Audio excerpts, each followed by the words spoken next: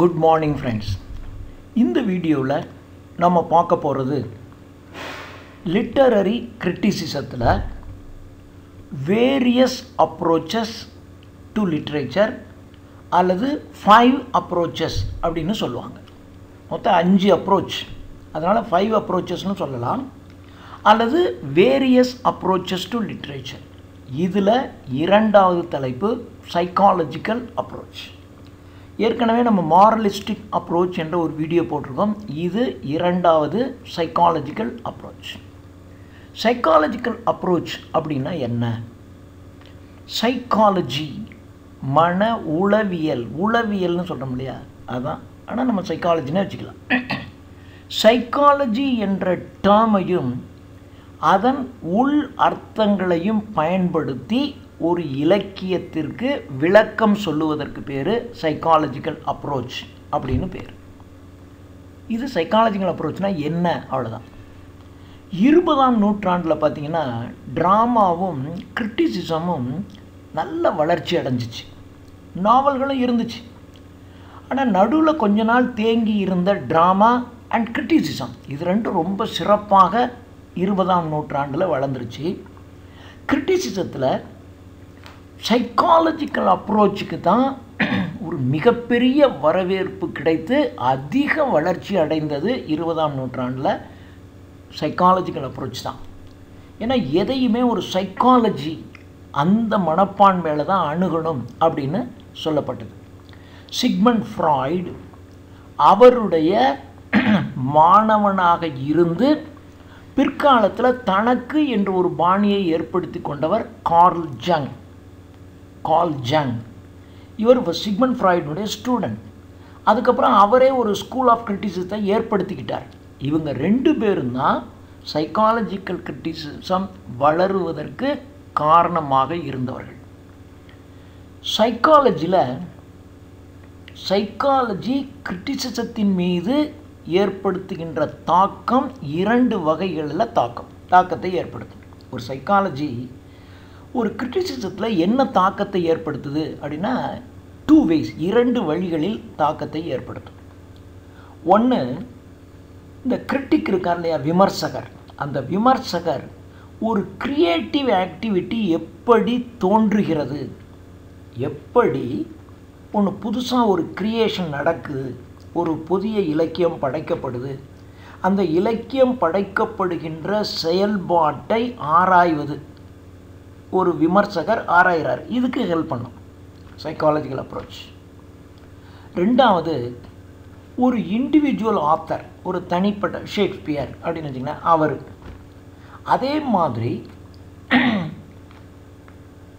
அவருடைய அந்த individual authors அவங்களுடைய மனநிலை, அவங்களுடைய ஆட்டிடியூட், ஒரு தனிப்பட்ட ஒரு எழுத்தாளர், ஒரு கலைஞர், கவிஞர், அவருடைய மனநிலை, அதே சமயத்தில் அவருடைய ஒர்க்கினுடைய குவாலிட்டி, இது 3ஐயும் லிங்க் பண்ணுற ஒரு வேலையை சைக்காலஜி செய்யுது. இதுதான் சைக்காலஜி செய்கிற வேலை. இந்த 5 அப்ரோச்சஸ் ஆஃப் லிட்ரரி கிரிட்டிசிசம் அப்படின்னு வில்பர் ஸ்காட் அப்படிங்கிறவர் மொத்தம் 3 வகையான இல்லுமினேஷன், ஒரு சைக்காலஜிக்கல் அப்ரோச்சை நீங்கள் லீட் பண்ணணுன்னா அதில் 3 விஷயங்கள் நீங்கள் தெரிஞ்சிருக்கணும், தெளிவாக தெரிஞ்சிருக்கணும் அப்படின்னு வில்பர் ஸ்காட் அவருடைய 5 அப்ரோச்சஸ் ஆஃப் லிட்டரரி கிரிட்டிசிசம் என்ற நூல்களில் சொல்கிறார். இந்த அப்ரோச்சு என்ன செய்யும் அப்படின்னாக்க, ஒரு கிரியேட்டிவ் ஆக்டிவிட்டியில் ஒரு அக்யூரேட் லாங்குவேஜ், ஒரு சரியான மொழி, அதாவது ஒரு வேலைக்காரன் ஒரு கிங் மாதிரி பேச முடியாது. ஒரு கிங் பேசும்போது பார்த்திங்கன்னா அவன் அறியாமல், அதே மாதிரி படித்தவங்க மாதிரி ஒரு படிக்காதவன் பேச முடியாது. அப்போ அவங்க பேச்சிலேயே, அதான் அவங்க லாங்குவேஜ், அந்த கதாபாத்திரத்தினுடைய லாங்குவேஜிலேயே அந்த க்ரியேட்டிவ் ஆக்டிவிட்டியினுடைய லாங்குவேஜ் எப்படி இருக்கும் அப்படிங்கிறத இது சொல்லிடும். இப்போ நீங்கள் கோபமாக இருக்கீங்க அப்படின்னா யாராக இருந்தாலும் ரொம்ப கோவத்தில் பேசும்போது 2-3 தவறான வார்த்தைகள் வந்துடத்தான் செய்யும், கோபத்தில் வரத்தான் செய்யும். அப்படி வராமல் நீங்கள் ஒரு க்ரியேட் பண்ணுறீங்கன்னு வச்சுங்களேன், ஒரு இலக்கியத்தை நீங்கள் உருவாக்குறீங்க. அதில் உங்களுக்கு கோபம் வந்துடுது. உங்களுக்கு இணையான ஒருத்தர் அல்லது உங்களுக்கு கீழே இருக்கிற ஒருத்தர் அல்லது மேலே இருக்கிற யாரையோ நீங்கள் திட்டணும், கோபம் வந்துடுது, கோபத்தில் பேசுகிறீங்க. அப்போ பேசும்போது நீங்கள் என்ன லாங்குவேஜ் யூஸ் பண்ணுறீங்க வேணும்ல. அப்போ இந்த கோபங்கிறது உங்கள் உள்ளத்துக்குள்ளே இருக்கக்கூடிய ஒரு விதமான மாற்றத்தை உண்டாக்கி அது வெளியில் வருகின்ற வார்த்தைகளை மாற்றிடுது இல்லையா? அதுதான் முக்கியம். ஸோ இதுதான் க்ரியேட்டிவ் ஆக்டிவிட்டியின் போது என்ன லாங்குவேஜுங்கிறத அக்யூரேட்டாக சொல்கிறேன். ஒரு காதலில் இருக்கீங்க, அப்போ நீங்கள் பயன்படுத்துகிற லாங்குவேஜ் வேறு. குழந்தைங்கிட்ட நம்ம பேசும்போது அப்போ சைக்காலஜிக்கலாக நம்ம மைண்டு வேறு மாதிரி இருக்கும், அப்போ நம்ம வேறு மாதிரி லாங்குவேஜை யூஸ் பண்ணி பேசுவோம். ஒரு எதிரிகிட்ட பேசும்போது அப்போ நம்ம உள்ளத்துக்குள்ளே ஒரு விதமான உணர்வுகள் இருக்கும், அந்த உணர்வின் அடிப்படையில் நம்ம வார்த்தைகள் வேறு மாதிரி தான் வரும். இதை தான் சொல்கிறார். சைக்காலஜிங்கிறது பயோகிராஃபர்ஸ் இருக்காங்க இல்லையா, பிறருடைய வாழ்க்கை வரலாறுகளை எழுதுபவர்கள். அந்த வாழ்க்கை வரலாறுகளை எழுதுகிறவங்க அந்த யாருடைய வாழ்க்கையை பற்றி எழுதுறீங்களோ அவங்களுடைய interior parts of a life, ஒரு வாழ்க்கையின் உள்ளார்ந்த அர்த்தம்.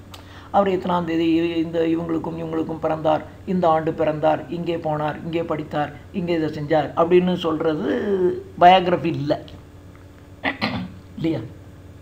மகாத்மா காந்தி போர்பந்தரில் பிறந்தார் அப்படின்னா அவங்க அப்பா பேர், அம்மா பேர், கூட பிறந்தவங்க எத்தனை பேர் என்ற ஒரு லிஸ்ட்டு கொடுக்கறதுக்கு பேர் பயோகிராஃபி இல்லை.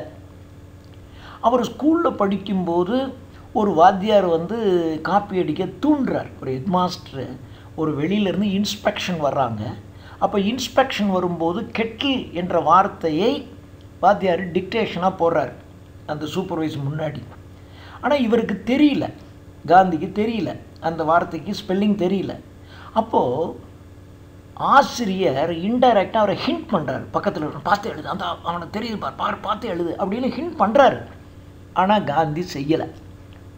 அப்போது வாத்தியார் என்னடா அது காப்பி அடிக்கக்கூடாதுன்னு சொல்கிற ஒரு வாத்தியாரே காப்பி அடின்னு சொல்கிறாரே என்று அவர் உள்ளத்துக்குள்ளே ஏற்பட்ட ஒரு விதமான குழப்பமான நிலை இருக்கும்ல, அதான் சைக்காலஜிக்கல் அப்ரோச். இதைத்தான் நீங்கள் தெரிஞ்சுக்கணும். பயோகிராஃபி எழுதும்போது, ஒரு பயோகிராஃபி எழுதும்போது இதெல்லாம் தான் எழுதணும். அதை விட்டுவிட்டு ஒரு பிறந்தது, போனது, வந்தது, சட்டை போட்டது, பிறந்தநாள் கொண்டாடினது, இதை எழுதிக்கிட்டு பிரயோஜனம் இல்லை. ஸோ இந்த சைக்காலஜிக்கல் அப்ரோச்சின் படி இது எப்படி இருக்குன்னு சொன்னால், ஒரு ஆர்டிஸ்ட்டுக்கும் ஆர்ட்டுக்கும், ஒரு கலை அந்த கலையை உருவாக்கின ஒரு ஆர்டிஸ்ட், ஒரு இலக்கியம் அந்த இலக்கியத்தை உருவாக்கின இலக்கியவாதி, இந்த ரெண்டு பேருக்கும் இடையே உள்ள ரிலேஷன்ஷிப் உறவு எப்படி இருக்கும்னா, ஒரு பேஷண்ட்டுக்கும் ஒரு ட்ரீம் கனவு காண்பவனுக்கும் பேஷண்ட்டுக்கும் இடையில் உள்ள ஒரு ரிலேஷன்ஷிப் மாதிரி தான் ஒரு ஆர்டிஸ்ட்டுக்கும் ஒரு ஆர்ட்டுக்கும் உள்ள ரிலேஷன்ஷிப் இருக்குது என்று இந்த அப்ரோச், சைக்காலஜிக்கல் அப்ரோச் சொல்லுது. ஏன் அப்படி சொல்லுதுன்னா, இந்த கிரிட்டிக் என்ன செய்கிறாருன்னா, இந்த ஆர்ட்டுங்கிறத ஒரு சிம்டம். இப்போ உங்களுக்கு ஒரு நோய் வருது அப்படின்னாக்க உங்களுக்கு ஒரு சிம்டம்ஸ் தெரியும். அது மாதிரி இந்த கலை என்பது ஒரு சிம்டம், அதாவது சில சிம்டம், ஒரு அடையாள குறியீடை காட்டும். இந்த குறியீட்டை பார்த்துட்டு இனிமேல் இந்த கதை அல்லது இந்த நாவல், இந்த ட்ராமா இப்படி தான் போகணும்னு நீங்கள் முடிவு பண்ணலாம். அது மாதிரி ஒரு சிம்டம், எப்படி ஒரு பேஷண்ட்டுக்கு டாக்டர் பார்த்தோன்னே என்ன சிம்டம்னு கண்டுபிடிக்கிறாரோ அது மாதிரி இந்த ஆர்ட். அதே சமயத்தில் ஆர்டிஸ்டினுடைய மனசுக்குள்ள அன்கான்சியஸ் ரெப்ரஷன்னா அழுத்தப்பட்டு இருக்கக்கூடிய ஒரு இலக்கியம் படைப்பவனுடைய உள்ளத்துக்குள்ள பல்வேறு விதமான உணர்வுகள் அழுத்தப்பட்டு கிடக்கும். அந்த அழுத்தப்பட்டு கிடக்கிறத டிஸ்கவர் பண்ணி, அதாவது இந்த சிம்டம், இந்த அடையாளத்தை வச்சு, இது இந்த நோய்வாய்ப்பட்டு இவன் இருக்கான், இந்த கலைஞனுக்கு இந்த நோய்வாய்ப்பட்டு இருக்குது, டக்குன்னு உணர்ச்சி வசப்படக்கூடியவன், கோவப்படக்கூடியவன் என்ற அந்த சிம்டம்ஸை வச்சு அந்த ஆர்டிஸ்டினுடைய உள்ளுக்குள்ளே இருக்கின்ற அன்கான்சியஸ் மைண்ட், கான்சியஸ்னால் மேலாக இருக்கின்ற நினைவு, அன்கான்சியஸ்னால் உள் உணர்வு, அந்த உள் உணர்வு, அழுத்தப்பட்டிருக்கின்ற உள் உணர்வு என்ன சொல்லுதுங்கிறத கண்டுபிடிக்கிறது. இதுதான் ஒரு கிரிட்டிக்கினுடைய வேலை. சைக்காலஜி என்பது ஒரு ஃபிக்ஷியஸ் கேரக்டர்ஸ், அதாவது கேரக்டரில் 2-3 வகை இருக்கும். இப்போது சிலர் கதை எழுதும்போது பார்த்திங்கன்னா தன்னையே இவனுடைய வாழ்க்கை வரலாறே சொல்கிற மாதிரி ஒரு கதாபாத்திரத்தை படைச்சிருவாங்க. அதில் கிட்டத்தட்ட இவருடைய லைஃப்பை பற்றியே சொல்லுவாங்க. அது ஆட்டோபயோகிராஃபிக்கல் எலிமெண்ட்ஸ் பார்த்துருப்பீங்க. இந்த ட்ராமாவில் ஆட்டோபயோகிராஃபிக்கல் எலிமெண்ட், அதாவது தன்னுடைய வாழ்க்கை வரலாறையே அப்படியே அந்த கதைக்குள்ளே அங்கங்கே சொல்லியிருப்பார். அது மாதிரி சைக்காலஜி என்பது என்ன பண்ணுதுன்னா ஃபிக்ஷியஸ் கேரக்டர். ஃபிக்ஷியஸ் என்றால் கற்பனை கதாபாத்திரங்கள். கற்பனை கதாபாத்திரங்களை விளக்குவதற்கு சைக்காலஜி உதவி புரியுது. இந்த கிரிட்டிக் என்ன செய்கிறாரு அப்படின்னா, இந்த விமர்சகர் என்ற கிரிட்டிக் என்ன செய்கிறாருன்னா, சப்கான்ஷியஸ் பேட்டர்ன்ஸ், நம்ம உள் மனதுக்குள்ளே இருக்கக்கூடிய அந்த உணர்வுகள் எப்படி ஒரு கேரக்டரை மோட்டிவேட் பண்ணுது அப்படிங்கிறத தான் இந்த கிரிட்டிக் என்ன பண்ணுறாருன்னா தேடி கண்டுபிடிச்சி அதை சொல்கிறார். இதுதான் சைக்காலஜிக்கல் கிரிட்டிக்கினுடைய வேலை. ஒரு நாடகத்தில் அல்லது ஒரு நாவலில் ஒரு கதாபாத்திரம் இருக்குது, அந்த கதாபாத்திரத்தினுடைய சப்கான்ஷியஸ் மைண்டுக்குள்ளே என்ன இருக்குது, அது எப்படி இந்த கேரக்டரை மோட்டிவேட் பண்ணுது அப்படிங்கிறத கண்டுபிடிச்சி சொல்கிறது. இதுதான் ஒரு கிரிட்டிக்கினுடைய வேலை. ஃப்ராய்ட், இந்த சிக்மண்ட் ஃப்ராய்டு என்ன செய்கிறாருன்னா, இந்த நேச்சர் ஆஃப் மேன், மனிதனுடைய இயற்கையான குணநலன்கள், தன்மை, அதையும் அவனுடைய மைண்டு எப்படியெல்லாம் ஒர்க் பண்ணும் அப்படிங்கிறத ஃப்ராய்டு என்ன பண்ணார்னா டீப்பாக ஸ்டடி பண்ணார். Freud's deep study into the nature of man and the manner of his minds working, இது ரெண்டும் தான்.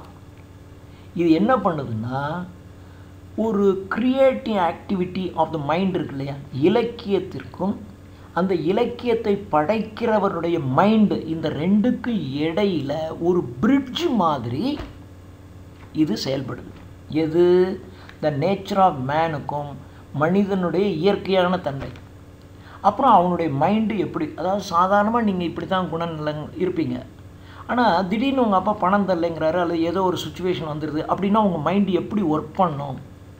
சார், உங்களுடைய நேச்சர் என்ன, உங்களுடைய மைண்டு எப்படி ஒர்க் பண்ணுது, எந்த சூழலில் என்ன மாதிரி ஒர்க் பண்ணுது, இதை ஸ்டடி பண்ணி இதுதான் ஒரு இலக்கியத்தையும் அதை க்ரியேட் பண்ணோடைய மைண்டுக்கும் இடையில் உள்ள பிரிட்ஜு, இணைப்பாக செயல்படுது அப்படின்னு ஃப்ராய்டு சொல்கிறார். இந்த சைக்காலஜிக்கல் கிரிட்டிக்ஸ் இருக்காங்கல்ல, அவங்க என்ன பண்ணுவாங்கன்னா, அவங்க கான்ஷியஸ்னஸ் அப்படின்னா மேல் இருக்கின்ற நினைவு மண்டலம், அப்படி சாதாரணமாக நம்ம மனசு, மேல் இருக்கின்ற மனசு. அன்கான்ஷியஸ் அப்படின்னா உள் மனது. இந்த உள் மனது தான் வெளி மனதை அப்படி தூண்டும். உங்கள் உள் மனதுக்குள்ளே உங்களுக்கு ஒன்றும் சில குணாதிசயங்கள் இருக்கும், அது வெளி மனதை தூண்டி உங்களை அப்படி பேச வைக்கும் அல்லது உங்களை அப்படி செயல்பட வைக்கும். உங்கள் மனசுக்குள்ளே இப்படி இல்லாமையா நீங்கள் இப்படியெல்லாம் சொன்னீங்க. சில சமயங்களில் நம்ம ஒரு வார்த்தையை சொல்லிவிடுவோம், அப்போ டக்குன்னு இன்னொருத்த எதிராளி பிடிச்சிக்குவோம், உங்கள் உள்ளத்துக்குள்ளே இப்படி இருக்கிறதுனா இப்படி நினச்சிங்கன்றதுனால தானே இந்த வார்த்தை இப்படி வந்துச்சு அப்படிம்பாங்க. அப்போது அன்கான்ஷியஸ் மைண்டில் இருக்கிறது இந்த கான்ஷியஸ் மைண்டை இந்த வார்த்தையை பேசு, இப்படி செய் இப்படின்னு அது தூண்டி விட்டுக்கிட்டே இருக்கும். அப்படிங்கிறத இப்படி இதைத்தான் சைக்காலஜிக்கல் கிரிட்டிக்ஸ் பிலீவ் பண்ணுறாங்க. அதனால தான் ஒரு லிட்ரரி ஒர்க்கு, ஒரு இலக்கியத்தை படைக்கின்ற ஒரு கலைஞன் அல்லது கவிஞன் அல்லது எழுத்தாளன் அவனுடைய உள் மனதுக்குள்ளே இருக்கக்கூடிய உணர்வுகள் அவனை அறியாமையே இதை எழுது, இப்படி பண்ணு, இப்படி பேசு அப்படின்னு சொல்ல தூண்டும். அது அப்படின்னு சைக்காலஜிக்கல் கிரிட்டிக்ஸ் நம்புகிறாங்க. ஃப்ராய்டை பொறுத்தவரையிலும் இந்த கான்ஷியஸ்னஸ் இருக்குது பாருங்கள், இந்த கான்ஷியஸ்னஸ் அப்படின்னா மேலாக இருக்கின்ற மனது, இது லிபிடோவினால் உருவாகுது.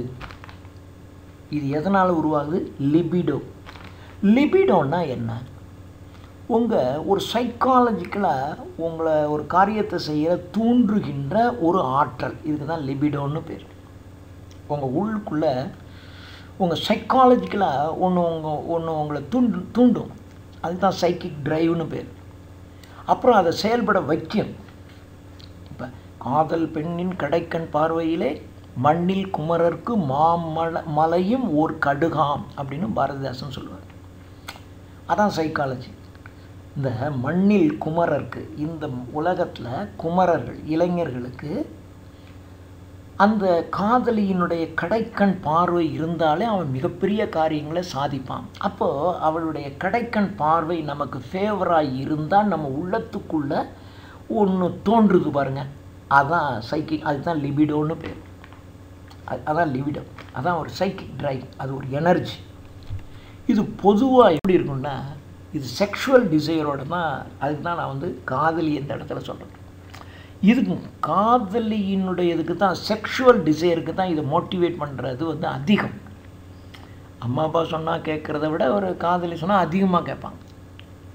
அதான் அன்கான்சியஸ் லெவலில் இது மாதிரியாக உங்களை ட்ரைவ் பண்ணுற அல்லது உங்களுக்கு எனர்ஜி கொடுக்கின்ற அவைகளுக்கு தான் லிபிடோன்னு பேர்.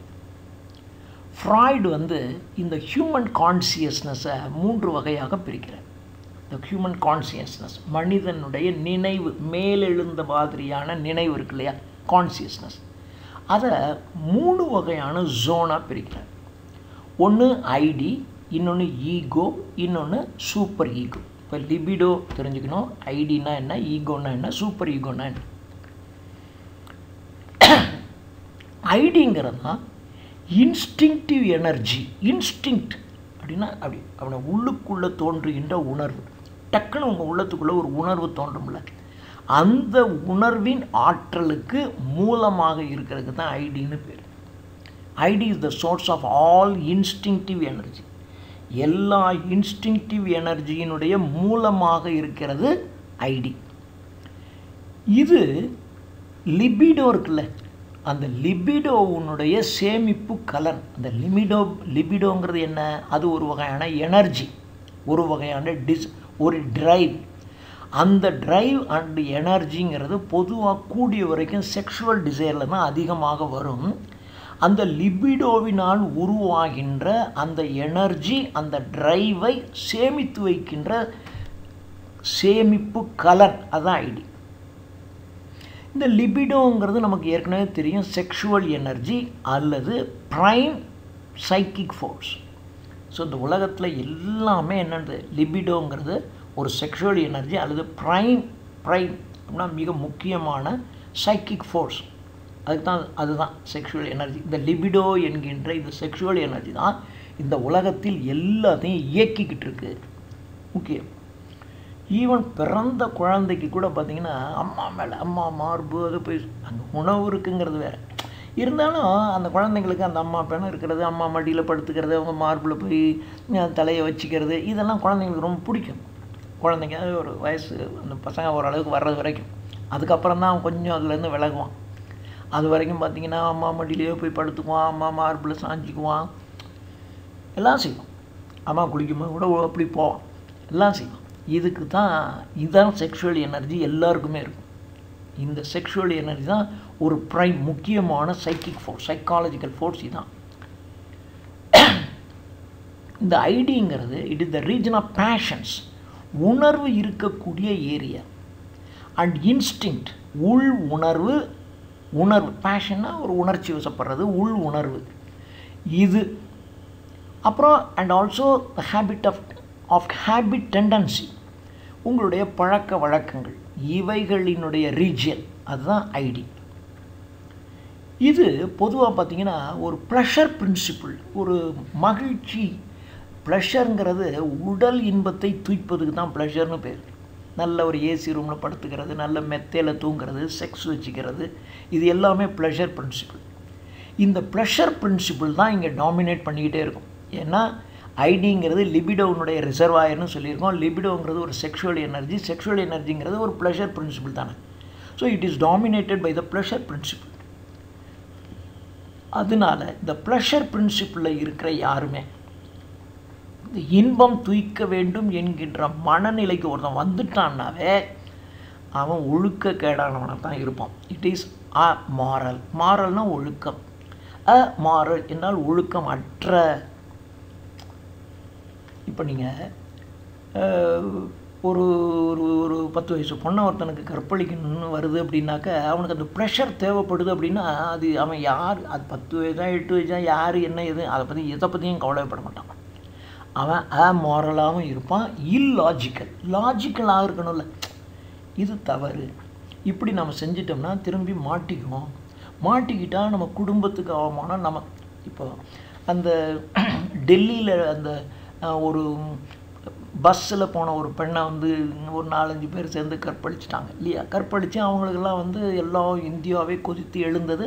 அவர்கள் கைது செய்யப்பட்டார்கள். கைது செய்யப்பட்டு உள்ளே இருந்தவன் அதில் ஒருத்தன் அங்கேயே உள்ளே தற்கொலை பண்ணி செத்து போயிட்டான். ஏன்? இனிமேல் அம்மா அப்பா மூஞ்சில் எப்படி முழிக்கிறது? அம்மா அப்பா மூஞ்சில் முழிக்க முடியாது. நீங்கள் சிறைவாசம் முடிஞ்சு வெளியில் வந்தீங்கன்னாலும் அம்மா அப்பா மூஞ்சில் முழிக்கணும். ஃப்ரெண்ட்ஸு, தெரிஞ்சவங்க, ஃப்ரெண்டு வீட்டுக்கு நீங்கள் போனீங்கன்னாவே அவங்க அம்மா அல்லது அவங்க வீட்டில் இருக்கிற பொம்பளை பிள்ளைங்களாம் இருந்துச்சுன்னா அவங்க என்னன்னு சொல்லுவாங்க. இதெல்லாம் உங்களுக்கும் தெரியும்ல. அப்போது இந்த ப்ரெஷர் பிரின்சிபிள்னு ஒன்று வந்துருச்சுன்னு சொன்னாவே அவன் ஆமாறலாக தான் இருப்பான், இல்லாஜிக்கலாக இருப்பான். லாஜிக்கலாக யோசிக்கவே மாட்டான். இதை செஞ்சு நான் இப்போதைக்கு இந்த ப்ரெஷர் கிடைக்குதுன்னு இதுக்குள்ளே இறங்கிட்டோம்னா நாளைக்கு வந்து அதான் லாஜிக்காக யோசிக்கணும். இன்பம் கிடைக்குதுங்கிறதுக்காக நீங்கள் எதாவது பண்ணிவிட்டீங்கன்னா அதான் லாஜிக் இருக்கணும். இவனுங்களுக்கு லாஜிக்கே இருக்காது. எப்போ ப்ளஷர் பிரின்சிபிள் டாமினேட்டாக இருக்கோ அப்போ மாரலாகவும் இருப்பீங்க, இல்லாஜிக்கலாகவும் இருப்பீங்க. அப்புறம் உங்களுக்கு நோ பிளான் நார் யூனிட்டி ஆஃப் பர்பஸ். உங்களுடைய பர்பஸை யுனைட் பண்ணுறதோ பிளானோ கிடையாது. இப்போ கரெக்டாக வந்து அந்த பஸ்ஸில் ஏறினா அவங்க தனியாக இருக்கிறத பார்த்தா அந்த தனியாக இருக்கிறவனும் சும்மா இருக்க வேண்டியது. அவங்க 2 பேரும் ரொம்ப நெருக்கமாக இருக்கிறத பார்த்தான். அப்போ அதில் வேறு யாருமே இல்லை. அந்த டிரைவரும் கொஞ்சம் கூட்டு சேர்ற மாதிரி இருந்துச்சு. எல்லா பேரும் சேர்ந்து டக்குன்னு முடிவெடுத்துட்டான். அப்போது இவனுங்களுக்கு திட்டம் போட்டு 2 நாளாக யோசனை பண்ணி இவங்க எந்த பஸ்ஸில் போகிறாங்கன்னு பார்த்துட்டுலாம் ஒன்றும் வரல. பஸ்ஸில் ஏறினா அப்படி நடந்து போச்சு. அப்படி நடக்கும்போது இப்படி நடந்தால் சரியாக போகுமா, என்ன ஆகும், ஏது அந்த ஏன்னா அப்போ அவனுக்கு அந்த பொண்ணை அனுபவிக்க போகிறோங்கிற எண்ணம் வந்த உடனே லாஜிக்கெலாம் ஒர்க் ஆகாது. அதை அனுபவிக்கணும்னு தான் எண்ணம் இருக்குமே ஒழிய இது முடிஞ்சால் என்ன நடக்கும், ஏது நடக்கும், நிச்சயமாக மாட்ட மாட்டோம். மாட்டினா இந்த பொண்ணு போய் கம்ப்ளைண்ட் பண்ணால் மாட்டினா நமக்கு என்ன ஆகும்? இப்போ பஸ்ஸு எந்த நேரத்தில் ஓடிச்சு, யார் இருந்தால் என்ன, மாட்டிடுவோம். மாட்டினா என்ன ஆகும் அப்படிங்கிறத பற்றிலாம் அப்போ மைண்டு யோசிக்கவே யோசிக்காது. அதான் இல்லாஜிக்கலாக இருக்கும், மாரல் ஒழுக்கக்கேடாக தான் இருக்கும். இதுக்குன்னு ஒரு பிளான் இருக்காது, ஒரு யூனிட்டி ஆஃப் பர்பஸ் இருக்காது. This is id. அடுத்தது ஈகோ. ஈகோங்கிறது ஒரு ரியலிஸ்டிக் பிரின்சிபல். அது ரியலாக இருக்கிறது. ஈகோங்கிறது எல்லாருக்கும் இருக்காது. எது உங்கள்கிட்ட இருக்கும் அதனால தான் உங்களுக்கு ஈரோ. ரொம்ப அழகான பொண்ணு ஈகோ பிடிச்சிருக்கும், அல்லது ரொம்ப பணம் வச்சுருக்கிறவங்க கொஞ்சம் ஈகோவாக இருப்பான். ரொம்ப படித்தவன்ட்ட போய் நீங்கள் ரொம்ப பேசி பாருங்கள், உங்களை அலட்சியமாக தான் டீல் பண்ணுவோம். உங்களை முட்டாள் மாதிரி நினச்சிட்டு தான் பேசிகிட்டு இருப்போம். ஸோ அதனால் இது ஒரு realistic principle. It is rational and of governing nature. இது கொஞ்சம் ரேஷ்னல், பகுத்தறிவு உடையது, அதே சமயத்தில் கவர்னிங் நேச்சரும் இருக்கும். இதுவும் it is derived from the ஐடியிலிருந்து உண்டாகுது தான் ஈகோ. ஸோ இது வந்து எக்ஸ்டர்னல் வேர்ல்டு, புற உலகத்தில் உங்களுடைய விருப்பம் அது எப்படி நிறைவேறுது என்பதை வைத்து தான் இது ஷேப் பண்ணும். உங்களுக்கு ஈகோ எப்படி ஷேப் ஆகுது, உருவாகுது, அல்லது எப்படி மாடிஃபை ஆகுது அப்படின்னா எக்ஸ்டர்னல் வேர்ல்டு. எக்ஸ்டர்னல் வேர்ல்டில் கார் வச்சுருந்தா தான் அதுக்கு ஒரு பெரிய கெத்து கிடைக்குது அப்படின்னா அதான் எக்ஸ்டர்னல் வேர்ல்டு. அப்படின்னா அதுக்கு தகுந்தாப்புல உங்களுக்கு ஈகோ. உங்கள்கிட்ட கார் இருந்துச்சுன்னு வச்சிங்களேன், அவங்க அப்போ உங்களுக்கு ஈகோ வரும். கார் வச்சுருக்கிறவனுக்கு தான் இந்த வெளி உலகத்தில் மரியாதை அப்படின்னு இருக்கும்போது, நீங்கள் சைக்கிள் வச்சுருக்கீங்க அல்லது ஸ்கூட்டர் வச்சுருக்கீங்கன்னு வச்சுங்க, உங்கள் வேணால் உங்கள் சொந்தக்காரனுக்கு மத்தியில் நீங்கள் பெரிய ஆளாக இருக்கலாம். ஆனால் வெளி உலகத்துக்கு போனீங்கன்னா உங்கள் ஸ்கூட்டருங்கிறதுக்கு ஒரு பெரிய மரியாதையே இருக்காது. அதனால எக்ஸ்டர்னல் வேர்ல்டுனுடைய வான்ஸ் என்னவோ அதுதான் ஈகோவை ஷேப் பண்ணும், மாடிஃபை பண்ணும். இதில் ஈகோவில் ஒன்று இருக்குது, இது ஐடி மாதிரி கிடையாது. இதனுடைய முக்கியமான வேலை என்னன்னா ஒரு ஹார்ம்லெஸ் கிராட்டிஃபிகேஷன். கிராட்டிஃபிகேஷன் என்றால் ஒரு இன்பத்தை அனுபவிப்பது, ஒரு மகிழ்ச்சியை தூய்ப்பது, ஒரு இன்பத்தை தூய்ப்பது அல்லது அனுபவிப்பது. அதை harmless gratification of the urges of the id. இந்த ஐடியினுடைய அர்ஜ் உங்களை தூண்டும்ல, இதை செய்யணும் தூண்டும். அப்படி தூண்டும்போது யாருக்கும் தீமை விளைவிக்காத வகையில் உங்களுடைய அந்த ஆசையை நீங்கள் நிறைவேற்றிக்குவீங்க. அதான் ஈகோ. ஈகோவில் இருக்கிறவனுக்கு அது இருக்கும், இந்த ஐடியில் இருக்கிறவனுக்கு அது இருக்கவே இருக்காது. ஈகோங்கிறது ஐடியில் இருந்தால் உருவாகுது. ஆனால் இது தன்னுடைய தேவையை ஒரு ஹார்ம்லெஸ் கிராட்டிஃபிகேஷன், யாருக்கும் தீமை விளைவிக்காமல் தன்னுடைய ஆசையை அது நிறைவேற்றிக்கொள்ளும். சும்மா யாரோ ரோட்டில் போகிற அல்லது யாரையோ நீங்கள் போய் கையை பிடிச்சி இழுத்தீங்கன்னாக்கா அதுதான் பிரச்சனை.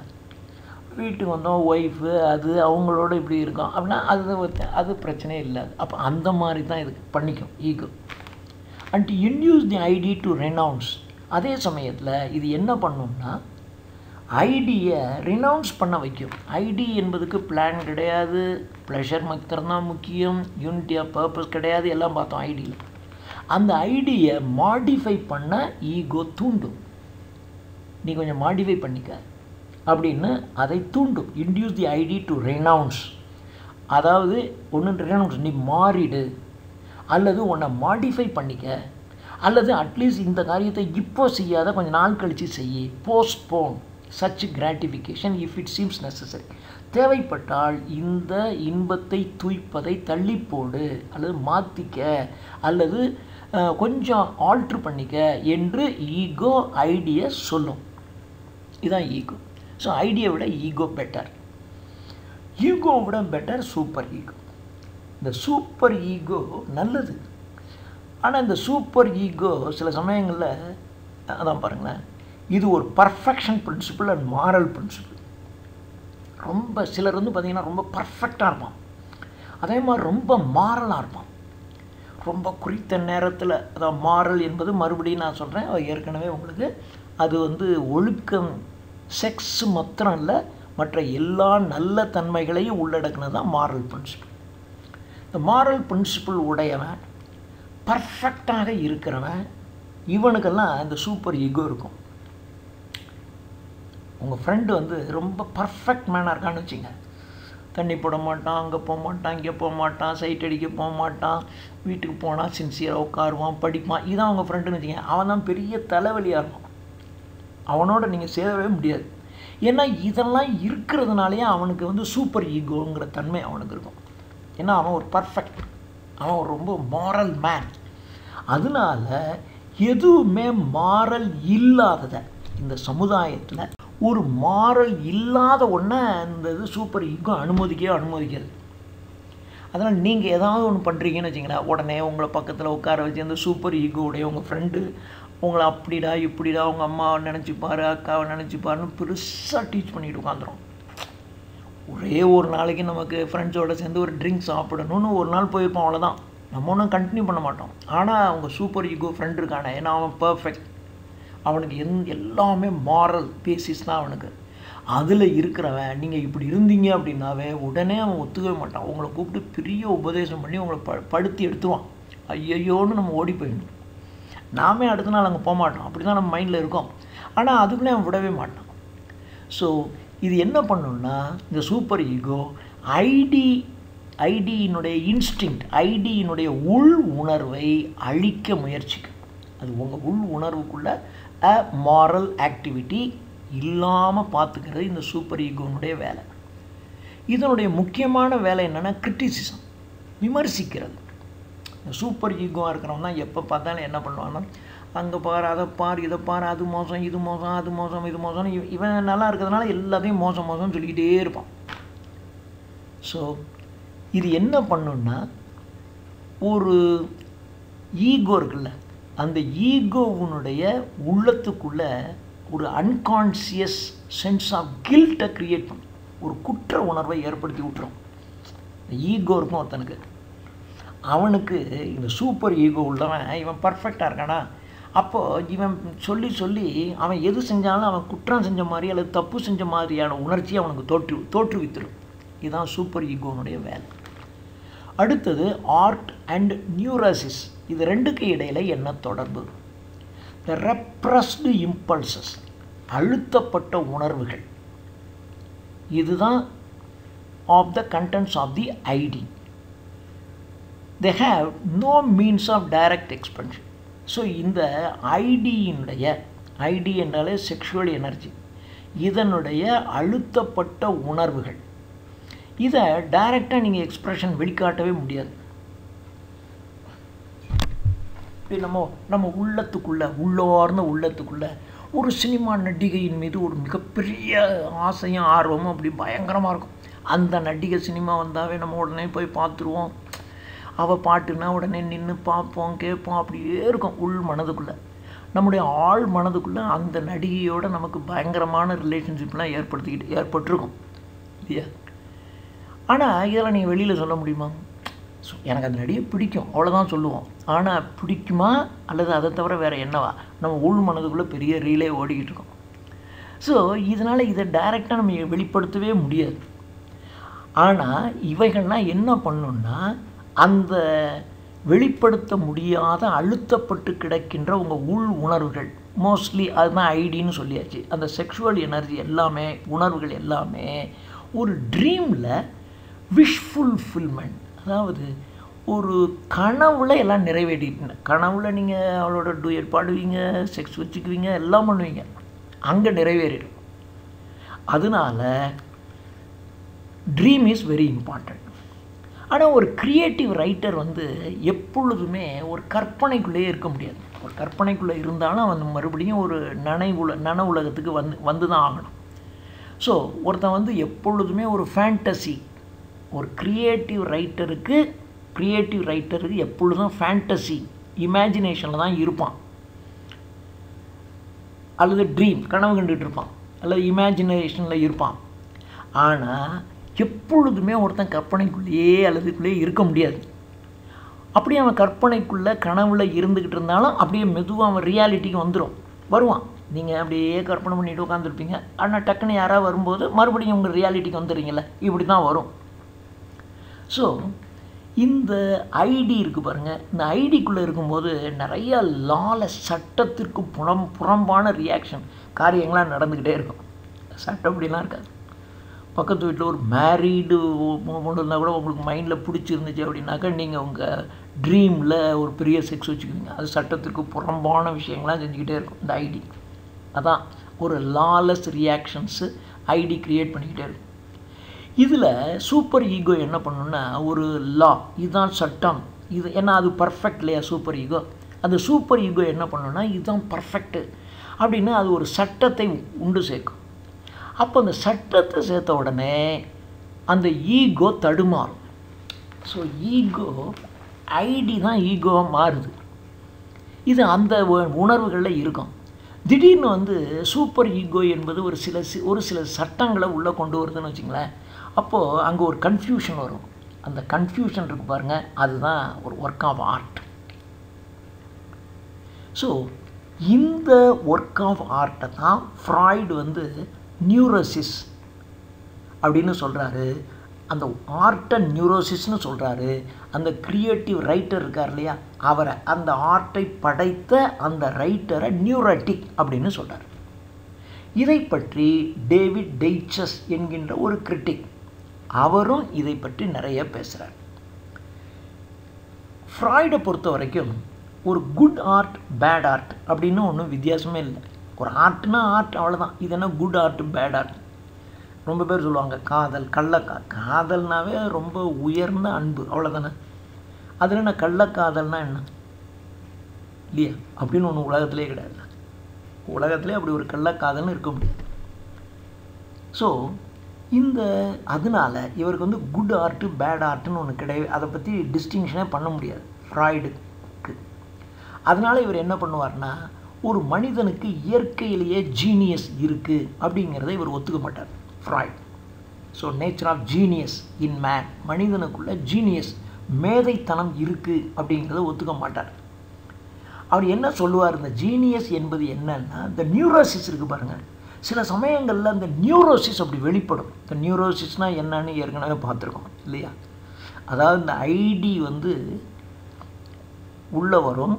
அப்போ இந்த ஈகோ ஒரு லாலஸ், சட்டத்திற்கு புறம்பான பல விஷயங்கள் உள் மனதுக்குள்ளே ஓடிக்கிட்டு இருக்கோம், எல்லாம் பண்ணோம்.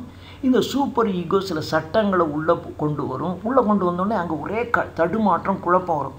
அந்த தடுமாற்றம், குழப்பத்திலிருந்து வெளிவருவதான ஒரு ஆர்ட் இல்லையா. அப்போது இதைத்தான் நியூரோசிஸ்ன்னு சொல்கிறார். ஸோ இந்த நியூரோசிஸுங்கிறது என்னது, அந்த ஒரு உள் மனதுக்குள்ளே ஏற்பட்டிருக்கின்ற பயங்கரமான அந்த குழப்பத்தின் வெளிப்பாடு.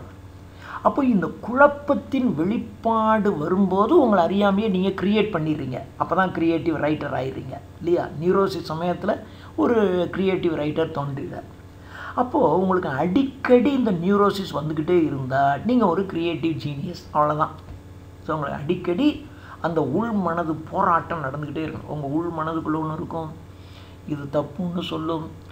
ஆனால் உங்கள் உள் மனதுக்குள்ளது ஆசை இருக்கும். அந்த ஆசை அந்த தப்பான பரவாயில்ல அப்படின்னு தோணும். ஆனால் பயம் வந்துடும். சட்டம் உங்களை தண்டிச்சிருமே அப்படின்னு பயம் வரும்.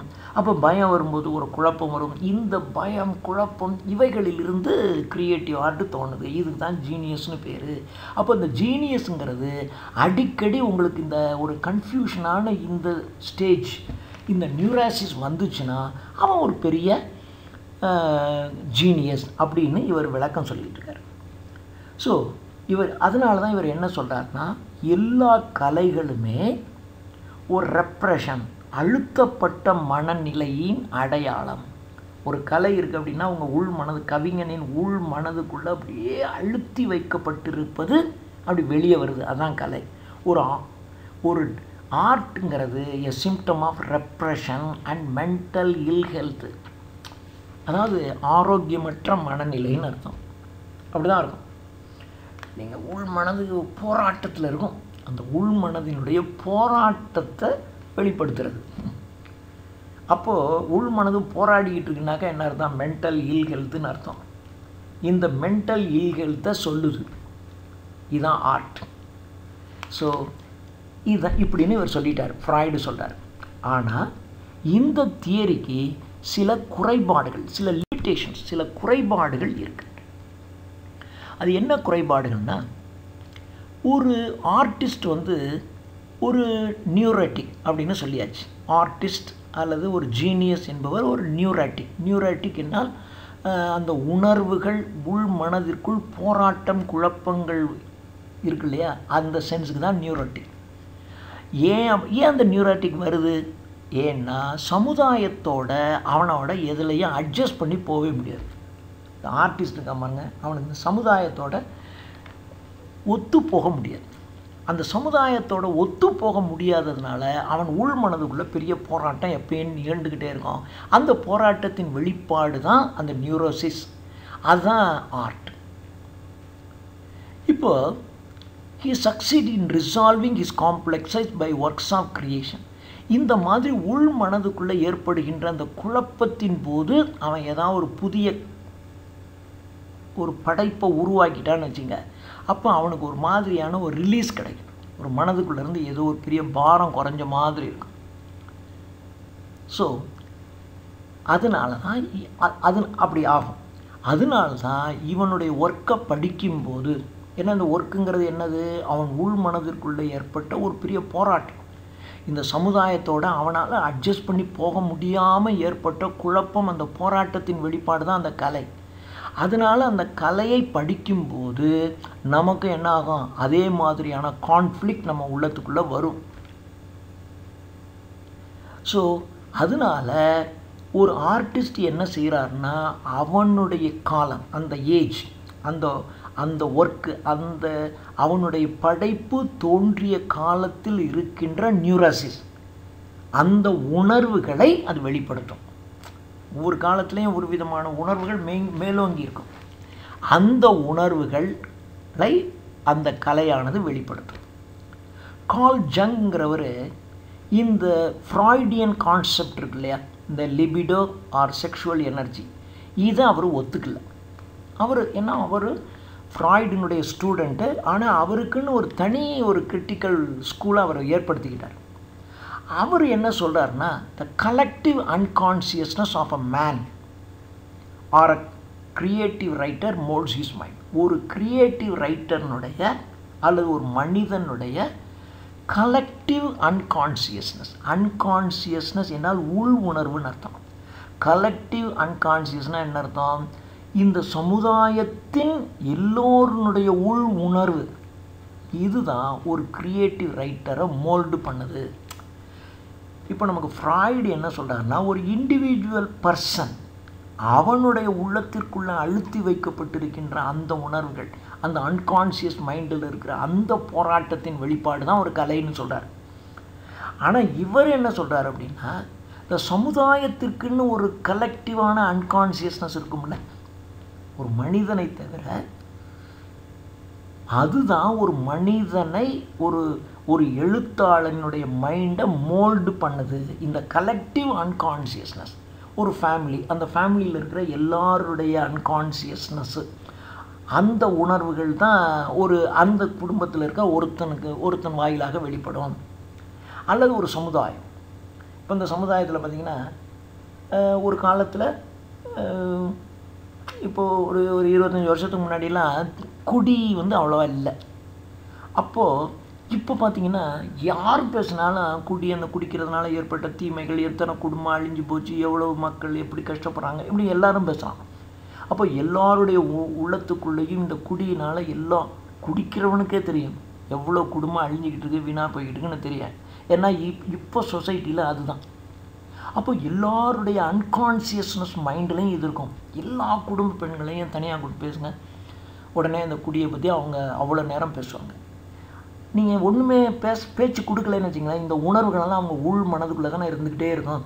இதுதான் கலெக்டிவ் அன்கான்சியஸ்னஸ் பேர். ஸோ இந்த கலெக்டிவ் அன்கான்சியஸ்னஸ் இருக்குது பாருங்கள், இதுதான் ஒரு மனிதன் அல்லது கிரியேட்டிவ் ரைட்டனுடைய மைண்டை மோல்டு பண்ணுது. நாட் இண்டிவிஜுவல் அன்கான்சியஸ்னஸ் இல்லை, collective unconsciousness of the society தான், அல்லது of a family R a group. மாணவர்கள், அந்த மாணவர்கள் எல்லோருடைய மத்தியிலையும் ஒரு அன்கான்சியஸ்னஸ் இருக்குது, உள்மணர். மாணவர்கள் எப்படியெல்லாம் ஏமாற்றப்படுறாங்க அப்படின்னா எல்லா மாணவர்களும் ஃபீல் பண்ணுறான்னு வச்சுங்க. எல்லா காலேஜ் வச்சுருக்கணும், காசு கொள்ளையடிக்கிறான், எப்படி எல்லாம் பண்ணுறான் அப்படின்னு எல்லா மாணவர்களுக்கும் தெரியும். அப்போ எல்லா மாணவர்களுடைய உள் மனதுக்குள்ளேயும் கல்வி என்பது இப்படியெல்லாம் ஆகுது, இதை கட்டுறதுக்கு நம்ம பேரண்ட்ஸ் எவ்வளோலாம் கஷ்டப்படுறாங்க அப்படின்னு தோணி அவன் அன்கான்ஷியஸ் மைண்டுக்குள்ளே ஒரு விதமான அந்த கல்வியாளர்கள் மீது ஒரு வெறுப்பும் ஒரு எரிச்சலும் அவன் உள்ளத்துக்குள்ளே இருந்துக்கிட்டே இருக்கும். இதுதான் கலெக்டிவ் அன்கான்ஷியஸ். இது ஒரு எழுத்தாளனை இதுதான் மோல்டு பண்ணுது. அவன் தன்னுடைய அவன் பாதிக்கப்பட்டிருக்க மாட்டான். அந்த எழுத்தாளர் போய் அந்த காலேஜில் போய் படித்து அவர் ஒன்றும் நஷ்டமாகலை, ஆனால் அந்த சொசைட்டி நஷ்டம் ஆகிருக்கு.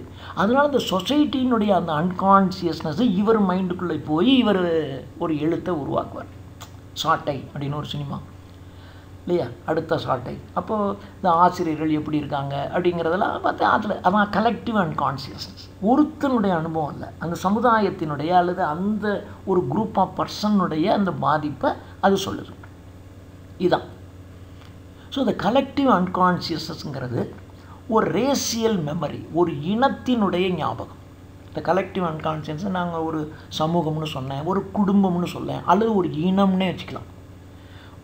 நீங்கள் உங்கள் அம்மா அப்பா, அவங்க அம்மா அப்பா, உங்கள் எல்லாருக்கும் ஒரு விதமான ஒரு பேட்டர்ன் ஆஃப் லைஃப் இருக்கும். இதுக்கு தான் ஆர்கிடைப்ஸ்னு பேர். ஆர்கிடைப் ஆஃப் லிட்ரேச்சர்னு நான் ஒரு வீடியோ போட்டிருக்கேன், அதை ஒரு தடவை சும்மா பாருங்கள். பார்த்திங்கன்னா தான் நிறைய விஷயங்கள் நீங்கள் தெரிஞ்சிக்க முடியும். இதுக்கு தான் ஆர்கிடைப்னு ஒரு டைப், ஒரு பேட்டர்ன். உங்கள் குடும்பத்தில் இப்படி தான் பழக்கம். அங்கே இருக்கிற எல்லோரும் பார்த்திங்கன்னா கிட்டத்தட்ட 90% ஒரே மாதிரி இருப்பாங்க, 1-2 மாதிரி இருப்பாங்க இல்லையா. இதை நீங்கள் இப்படி கூட எடுத்துக்கலாம். செட்டியாருங்க அப்படின்னா அந்த வட்டி வாங்குறது எல்லாம் எல்லாத்தையும் கராராக இருப்பாங்க, பண விஷயங்களில் கராராக இருப்பாங்க அப்படின்னு சொல்லுவாங்க. நாடார் அப்படின்னா அவங்க எல்லாமே வியாபாரம் பண்ணிவிடுவாங்க, ஒரு எதை போட்டிங்கனாலும் விற்றுவோம். ஒரு அண்ணாச்சி கடை தான் இருக்கும். எங்கேயும் போய் பார்த்தீங்கன்னா ஒரு பழைய பேப்பரை கூட விற்றுவோம். பழைய பேப்பர், பழைய பாத்திரம், பழைய புடவை எல்லாத்தையும் விற்று காசாக்குற தன்மை அவங்ககிட்ட இருக்கும். ஸோ அது அந்த ஒரு இனத்தினுடைய கேரக்டர். இதுக்கு தான் ஆர்கிடைப்னு பேர். ஸோ இவன் குடும்பத்துக்கு முன்னாடி இருந்த குடும்பம், அதுக்கு முன்னாடி குடும்பம், இவங்க எல்லாத்துக்கும் சேர்ந்து ஒரு குறிப்பிட்ட பண்பு இருக்கும். அந்த குறிப்பிட்ட பண்பு தான் ஆர்கிடைப்ஸ். இதுதான் கலெக்டிவ் அன்கான்சியஸ்னஸ் பேர். இந்த குடும்பத்தில் இருக்கிற எல்லாத்துக்கும் அந்த உள் உணர்வு அவன் அறியாமையே அந்த ரத்தத்துக்குள்ளே இருக்கும், அன்கான்சியஸ்னஸ் இருக்கும். ஸோ இதுதான் டேவிட் லாட்ஜஸ் அவரும் ஒரு கிரிட்டிக். அவர் என்ன சொல்கிறாருன்னா, இந்த கலெக்டிவ் அன்கான்சியஸ்னஸ்ங்கிறது ஒரு இமேஜ் மூலமாக அல்லது ஒரு ஸ்டோரி மூலமாக அல்லது ஃபிகர்ஸ் மூலமாகத்தான் வெளிப்படும். அதுக்கு பேர் ஆர்கிடைப்னு பேர் அப்படின்னு டேவிட் லாட்ஜஸ் சொல்கிறார். ஸோ இந்த கலெக்டிவ் அன்கான்சியஸ்னஸ்ங்கிறது எப்போ மேனிஃபெஸ்ட் ஆகும்? மேனிஃபெஸ்ட்னா வெளிப்படுதல். எப்போ வெளிப்படும்? ஒரு குறிப்பிட்ட இமேஜ், அது திரும்பி ஒரு ரெக்கரன்ஸ் ஆஃப் சர்டன் இமேஜஸ், சில ஸ்டோரிஸ், சில ஃபிகர்ஸ், உருவங்கள், இவைகளின் வழியாகத்தான் வெளிப்படும், இவைகளுக்கு தான் ஆர்கிடைப்னு பேர் என்று யார் சொல்கிறா? டேவிட் லாட்ஜ் சொல்கிறார். நம்ம கார்ல் ஜங் அவருடைய தியரி ஆஃப் இண்டிவிஜுவல்ஸ் என்பதில் 3 டேர்ம்ஸை பற்றி சொல்கிறார். அது என்னென்ன டேர்ம்னா, ஷேடோங்கிறது ஒரு பர்சனாலிட்டி, ஒரு தனி மனிதனுடைய குணாதிசயம், பர்சனாலிட்டி. அதனுடைய டார்க் ஆஸ்பெக்ட், அதனுடைய இருண்ட பகுதி, மோசமான பகுதி, இதை ரெப்ரசன்ட் பண்ணும் ஷேடோங்கிறது. Which are less pleasing. அதை நீங்கள் பார்த்தீங்க அப்படின்னா உங்களுக்கு அவ்வளோ பிடிக்காது. ஒரு மனிதனுடைய ஷேடோ என்பது ஒரு டார்க் சைடு எல்லா மனுஷனுக்கும் இருக்கும். எல்லா மனிதனுக்கும் ஒரு சின்ன டார்க் சைடு ஒன்று இருக்கும். அந்த டார்க் சைடு நம்ம இப்போ நம்ம அப்பா லஞ்சம் வாங்காமல் இருப்பார். ஊரில் இருக்க எல்லா அதிகாரியும் லஞ்சம் வாங்குறான்னா அந்த லஞ்சம் வாங்குகிற அதிகாரி உங்கள் வீட்டில் உங்கள் அண்ணனாவோ அப்பாவாவோ மாமாவோ மச்சானாவோ தானே இருக்கான்.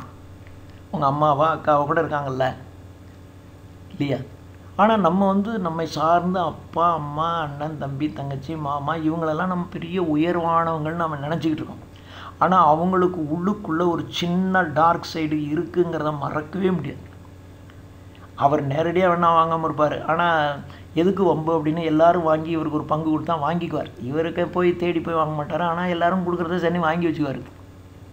இதுவே உங்களுக்கு தெரியாது. ஆனால் நீங்கள் என்ன செஞ்சு நினச்சிக்கிட்டு இருப்பீங்க, எங்கள் அப்பா மாதிரி ஆளே கிடையாது உலகத்தில், அப்படியே எங்கள் அப்பா தான் அந்த ஆஃபீஸ்லேயே நேர்மையானவர், மீதி இருக்கிறவங்க அவ்வளோ பேரும் திட்டுப்பேன்னு நம்ம சொல்லிட்டு இருப்போம். ஆனால் பெரிய திட நம்ம அப்பா கூட இருப்பார், இல்லையா? அதனால் இது இந்த ஷேடோங்கிறது தான் darker side. we always see the bright side of our father, mother or our relatives. அதை தான் நம்ம பார்த்துக்கிட்டே இருக்கணும். நம்ம டார்க் சைடை நம்ம பார்க்குறதே இல்லை, நினைக்கிறதே இல்லை. நம்ம அப்பாவுக்கு இப்படி ஒரு டார்க் சைடு இருக்குன்னே நமக்கு தெரியவே தெரியாது. ஆனால் இருக்காது. அதான் லெஸ் ப்ளீஸிங், அது அவ்வளோ திருப்தியாக இருக்காது. ஸோ அதனால் இந்த ஷேடோவோட தான் வளரணும். எல்லோருக்கும் இந்த ஷேடோ சைடு இருக்கும். அந்த ஷேடோ வளரும், முன்னேறும். இந்த ஷேடோவோட தான் நீங்கள் டீல் பண்ணணும். ஆனால் அன்கான்சியஸுக்கு இட் இஸ் நாட் விசிபிள், அது தெரியாது. அதனால ஏன்னா அந்த ஷேடோங்கிறது ரகசியமாக இருக்கும். It is not visible to the unconscious. So it is a dangerous unrecognising aspect of one's unconscious. அதாவது நாம் தப்பு பண்ணிக்கிட்டு இருக்கோன்னே நம்ம தெரியாமலே நம்ம பண்ணிக்கிட்டே இருப்போம். நம்ம தப்பு பண்ணிக்கிட்டு இருக்க மாட்டோம். ஆனால் நம்ம தப்பு பண்ணாதவங்கன்னு நம்ம நினச்சிக்கிட்டு உட்காந்துருக்கோம். எல்லாரும் பேசும்போது பார்த்திங்கன்னா தன்னை பெரிய வல்லவன் புள்ளவன் தான் வரிய யோக்கியம் தான் பேசிக்கிட்டே இருப்பான். ஆனால் அவங்ககிட்ட இவ்வளோ குணம் இருக்குன்னு அவனுக்கே தெரியாது. அதனால தான் சொல்கிறார், it is not visible to the unconscious. உங்கள் அன்கான்சியஸுக்கு அது தெரியவே தெரியாது. நானாக லஞ்சம் வாங்கினா எல்லோரும் வாங்குகிறான், வேறு வழி இல்லை, அவன் எனக்கு கொடுத்தா வாங்கிட்டான், அவ்வளோதான், இது ஒன்றும் பெரிய தப்பு இல்லைன்னு நம்ம அது தப்பு இல்லைன்னு நம்ம மூடி மறைச்சி நம்ம அன்கான்சியஸ்க்கே அதை போக விடவே மாட்டோம். அதனால தான் இது டேஞ்சரஸ். அதாவது லஞ்சம் வாங்குறது தப்பு, நம்ம இப்போ வாங்கியிருக்கோம், லஞ்சம் வாங்குறது தப்பு, இப்போ நம்ம வாங்கிட்டோம். இப்போ உங்கள் உள்ளத்துக்குள்ளே அந்த உணர்ச்சி போராட்டம் நடக்கும். இந்த உணர்ச்சி போராட்டத்தின் வெளிப்பாடு தான் இந்த நியூரோசிஸ். நீங்கள் வெளிப்படுத்தினீங்கன்னா நீங்கள் நியூரோட்டிக், ஒரு கதையாக கவிதையாக வெளிவருது, இதானே. ஆனால் ரொம்ப பேருக்கு இது அன்கான்சியஸ்குள்ளே போகாது இந்த ஷேடோவை. ஏன்னா அவன் என்ன நினச்சிக்கிட்டு இருக்கான், தான் நல்லவன் தான் நினச்சிக்கிட்டே இருக்கான். நீங்கள் யார் கூட இருந்தாலும் பேசி பாருங்கள், அவங்க தங்களை நல்லவங்கன்னு தான் நினச்சிக்கிட்டே அவங்களோட பேசிக்கிட்டே இருக்காங்க. அவங்ககிட்ட என்ன குறை இருக்குன்னே அவனுக்கு தெரியவே தெரியாது. அவன் தெரியாமல் இருக்கான் பாருங்கள். அதான் அந்த அன்கான்சியஸுக்கு அதனால் போகவே போகாது. அன்கான்சியஸ்குள்ளே போச்சுனா தான் அவனுக்கு உள்ளத்துக்குள்ளே பெரிய முரண்பட்ட வருத்தம், அந்த மனப்போராட்டம் ஏற்படும். அதுலேருந்து கடைசியில் அவனுக்கு ஒரு தெளிவு பிறகு அவன் நல்லவனாவான். ஸோ அந்த அன்கான்சியஸுக்கு அது போகலைன்னு வச்சுங்க, அதான் ரொம்ப டேஞ்சரஸான விஷயம். அன்கான்சியஸுக்கு ரெக்கக்னைஸ் ஆகாத ஒன்று டேஞ்சரஸான விஷயம். இதுதான் ஷேடோ. அடுத்தது அனிமா. அனிமாங்கிறது ஒரு சோல் இமேஜ், ஒரு ஆன்மாவினுடைய உருவம். இது ஒரு ஹியூமன் பர்சனாலிட்டிக்கு ஒரு உயிரோட்டமான ஒரு ஃபோர்ஸை கொடுக்குது. ஒரு உயிருள்ள ஃபோர்ஸை, ஒரு உயிரோட்டமான ஒரு லைஃப் கிவிங் ஃபோர்ஸை ஹியூமன் பர்சனாலிட்டி கொடுக்கறது அனிமா தான். ஏன்னா இது ஒரு soul image, the image of the opposite sex. அதனால் இதில் பார்த்திங்கன்னா எப்பொழுதுமே நமக்கு ஆப்போசிட் செக்ஸ் மேலே ஒரு பெரிய கவனம் இருக்கும். The image of the opposite sex that one carries within himself, both at the conscious and unconscious level, is what activates him. ஒரு கான்சியஸ் லெவல்லையோ அல்லது அன்கான்சியஸ் லெவல்லையோ சிலர் பார்த்திங்கன்னா நேரடியாகவே வெளிப்படையாகவே சொல்லிக்கிட்டு காதலிச்சுக்கிட்டே இருப்பான். சிலர் பார்த்திங்கன்னா வெளியே சொல்ல மாட்டான், ஆனால் மனசுக்குள்ளே திருட்டுத்தனமாக வச்சுக்கிட்டே இருப்பான். ஸோ சிலர் கான்சியஸ் லெவல்லையே இருப்பான் அந்த செக்ஸை, சிலர் அன்கான்சியஸ் லெவலுக்குள்ளே வச்சுக்கிட்டே இருப்பான். இந்த கான்சியஸ் லெவலில் அன்கான்சியஸ் லெவலில் ஒரு ஆப்போசிட் செக்ஸ் மேலே, ஆணாக இருந்தால் பெண்ணு, பெண்ணாக இருந்தால் ஆண் மேலே நாம் கொண்டு இருக்கக்கூடிய அந்த ஒரு இது இருக்கு பாருங்கள், அந்த ஒரு வைட்டல் லிவிங் ஃபோர்ஸ், அதுதான் ஒரு அதுதான் அவனை ஆக்டிவேட் பண்ணிக்கிட்டே இருக்கும். இதுதான் அனிமா. அடுத்தது பர்சோனா. இது என்ன பண்ணுன்னா ரியல் செல்ஃபுக்கும் அதர் செல்ஃப், ரியல் செல்ஃப் இன்னொன்று அதர் செல்ஃப். அந்த அதர் செல்ஃபுங்கிறது அன்ரியல் செல்ஃப். நீங்கள் ட்ரீமில் இருக்கீங்க, அது அதர் செல்ஃப், அன்ரியல் செல்ஃப். ரியலாக இருக்கீங்க, அது ரியல் செல்ஃப். இந்த ரெண்டுக்கும் இடைப்பட்டது தான், இதை மீடியேட் பண்ணுறது தான் இந்த பர்சனானுடைய வேலை. இது என்ன பண்ணுன்னா ஒருவருடைய சைக் இருக்கு இல்லையா, சைக்கிக், அதாவது அந்த சைக்காலஜி, அந்த உள் உணர்வு, அதுக்குள்ளே ஒரு ஹார்மோனியை ஏற்படுத்தும், ஒரு இசைவை ஏற்படுத்தும் இந்த பர்சனாங்கிறது. இந்த பர்சனாலுங்கிறது ரொம்ப செயற்கைத்தன்மை உடையதாகவோ அல்லது ரிஜிட், உறுதியான, கொஞ்சம் வளைஞ்சு கொடுக்காம இருந்துச்சுன்னா அப்போ தான் அவனுக்கு நியூரோட்டிக்னு பேர். நியூரோட்டிக்னா யார்? Creator of an art. நியூரோசிஸுங்கிறது அந்த உணர்ச்சி, அந்த உணர்ச்சியை வெளிப்படுத்துகிறான் நியூரோட்டிக், அதாவது கிரியேட்டிவ் ஆர்டிஸ்ட். ஸோ இந்த பர்சனோ என்பது ரொம்ப செயற்கைத்தனமாகவோ அல்லது உறுதியாக கொஞ்சம் கூட ஃப்ளெக்சிபிளாக இல்லாமல் ரிஜினாக இருந்துச்சுன்னா அப்போ தான் அவனுக்கு அந்த நியூரோட்டிக் கற்பனையான ஒரு தன்மை தோன்றும். இது பர்சனா. இதுதான் ஜங் இந்த மூணு விஷயத்தையும் அவருடைய இதில் அடிக்கடி பயன்படுத்துகிறார்.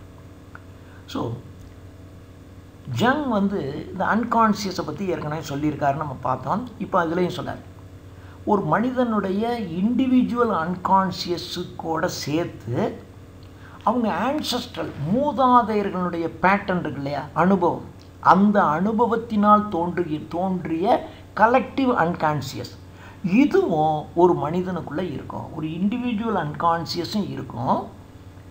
தன்னுடைய மூதாதையர்கள், அவங்க அப்பா என்ற நம்முடைய இனத்துக்கே ஒரு விதமான பாரம்பரியமான குணம் இருக்கும்ல, அந்த பாரம்பரியமான குணம், அதுதான் ஆர்கிடைப்னு பேர். அந்த கலெக்டிவ் அன்கான்சியஸ் இதுவும் ஒரு மனிதனுக்குள்ளே இருக்கும் அப்படின்னு ஜங் சொல்கிறார். ஸோ இந்த கலெக்டிவ் அன்கான்சியஸ் ஒரு மனிதனை தூண்டும், இதை செய் அப்படின்னு தூண்டும். அந்த தூண்டுதலை யார் ரெஸ்பாண்ட் பண்ணுறானோ, ரெஸ்பாண்ட் பண்ணி அந்த உணர்வுகளை வெளிப்படுத்துகிறவன் தான் ஒரு கவிஞன். The poet who responds to the promptings of this collective unconscious.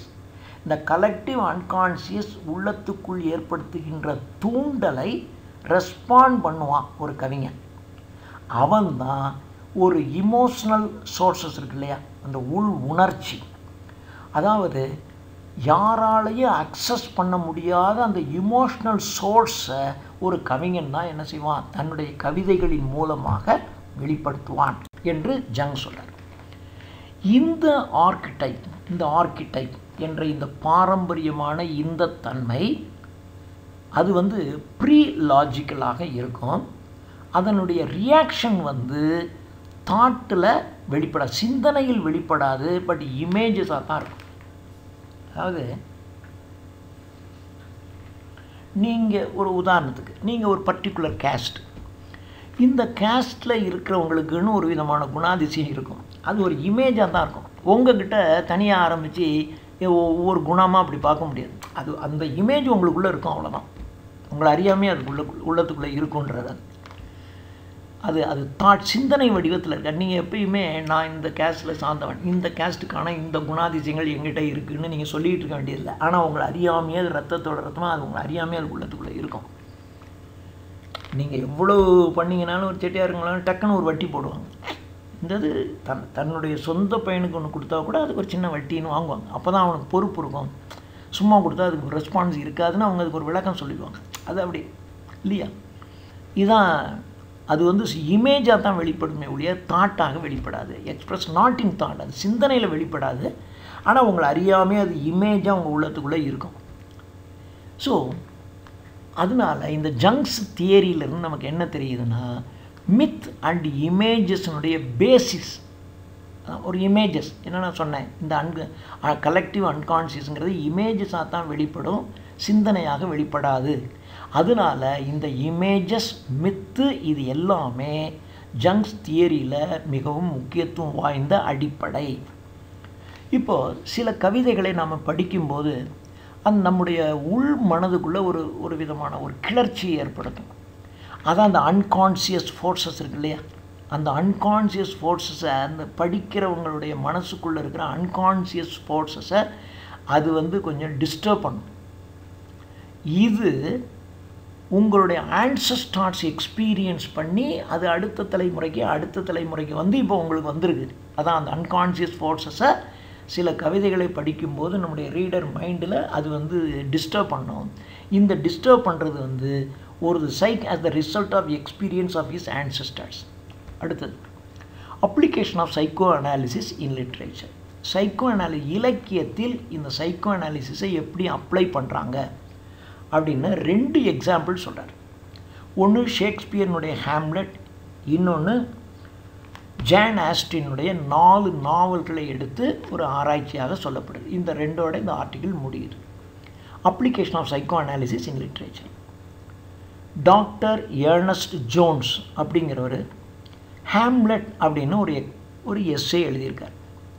அந்த எஸ்ஸேல ஹேம்லெட்னுடைய கேரக்டரை ஃப்ராய்டியன் தியரியினுடைய, நம்ம சிக்மண்ட் ஃப்ராய்டு இருக்கார் இல்லையா, அவருடைய தியரியின் அடிப்படையில் இந்த ஹேம்லெட் என்ற கேரக்டரை அவர் அனலைஸ் பண்ணுறார். இந்த ஃப்ராய்டியன் தியரி அப்படின்னாவே இந்த ஈடிப்பஸ் காம்ப்ளெக்ஸ்னு அர்த்தம். ஈடிப்பஸ் காம்ப்ளெக்ஸ்னால் என்ன?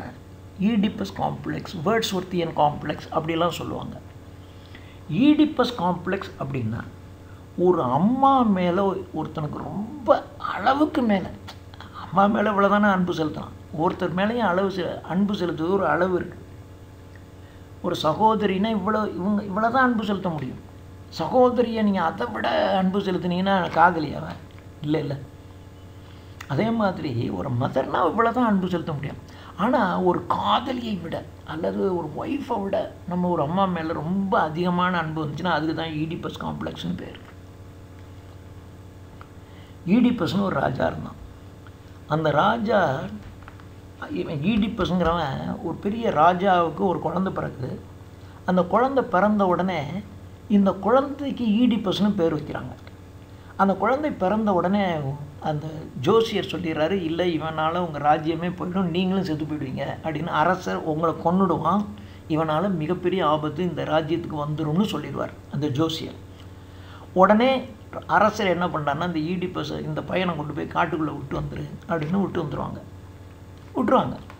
ஆனால் அந்த 2 பேருக்கு காட்டுக்குள்ளே விட போனால் பாருங்கள், இவனுங்களுக்கு கொஞ்சம் இலகிய மனசு, இறக்க குணம். அதனால் இந்த குழந்தையை ஏன் கொல்லணும்டா, நம்ம கையால் கொல்ல வேணா, விட்றா அப்படின்னு காட்டுக்குள்ளே விட்டுட்டு வந்துடுவாங்க. அப்போ காட்டுக்குள்ளே விடப்பட்ட அந்த குழந்தை அங்கே இருக்கக்கூடிய விலங்குகள் ஏதோ பண்ணி இந்த எல்லாம் அந்த ஜிம்போ அது மாதிரி காட்டு மனுஷன் மாதிரி அது வளர்ந்து ஒரு பவர்ஃபுல் மேனாக மாறிடுறான். ஒரு நாள் நம்ம ஆள் ராஜா என்ன பண்ணுறாருன்னா, காட்டுக்கு வேட்டையாட போகிறாரு. அவன் கண்ணில் இந்த ஈடிப்பஸ் படுறான். ஈடிப்பஸ்ங்கிற பையன், ஆனால் பையன்னு தெரியாது, அப்பான்னு தெரியாது. அவனுக்கு ஈடிப்பஸ்ங்கிறது நமக்கு தான் தெரியும், அவனுக்கு தெரியாது. ஈடிப்பஸ் பார்த்து, ஈடிப்பஸ் அந்த காட்டுக்கு அவன் ராஜா மாதிரி அவன் வந்துட்டுருக்கான். இவருடைய தேர் வரும். தேர் வந்த உடனே இவன் ராஜாங்கிற திமுறில் நீ வழி விடுமா, இவன் நான் விட மாட்டேன் நீ வழி விட்றாமா. 2 பேருக்கு இடையில் சண்டை வந்துடும். சண்டையில் அப்பாவை கொன்னுடுவான். அப்பாவை கொன்ன உடனே கூட இருக்கிற மந்திரி இந்திரியெல்லாம் சேர்த்து ராஜாவை கொண்டுட்டா அப்புறம் இவன் தானே ராஜா, நீங்கள் தான் ராஜான்னு அரண்மனைக்கு கூட்டிகிட்டு போயிடுவாங்க. அரண்மனைக்கு கூட்டிகிட்டு போனால் அரண்மனையில் இவர் ராஜா. அப்போ அந்த புறத்தில் இருக்கக்கூடிய அவங்க இந்த ராஜாவுடைய ராணி இவனுக்கு ராணி ஆகிடுது. அப்போ ஈடிப்பஸுக்கு அந்த அப்பாவுடைய ஒய்ஃபு அம்மா ராணி ஆயிடுறான். ராணி ஆன உடனே அப்போ ராணி ஆகிட்டால, அப்போது ஈடிப்பஸ் என்ன பண்ணுறாருன்னா, அவளோட ஒரு செக்ஷுவல் ரிலேஷன் வச்சிடறான் அம்மா கூட. வச்சுட்டு அந்த அறையிலேருந்து வெளியே வரலாம்.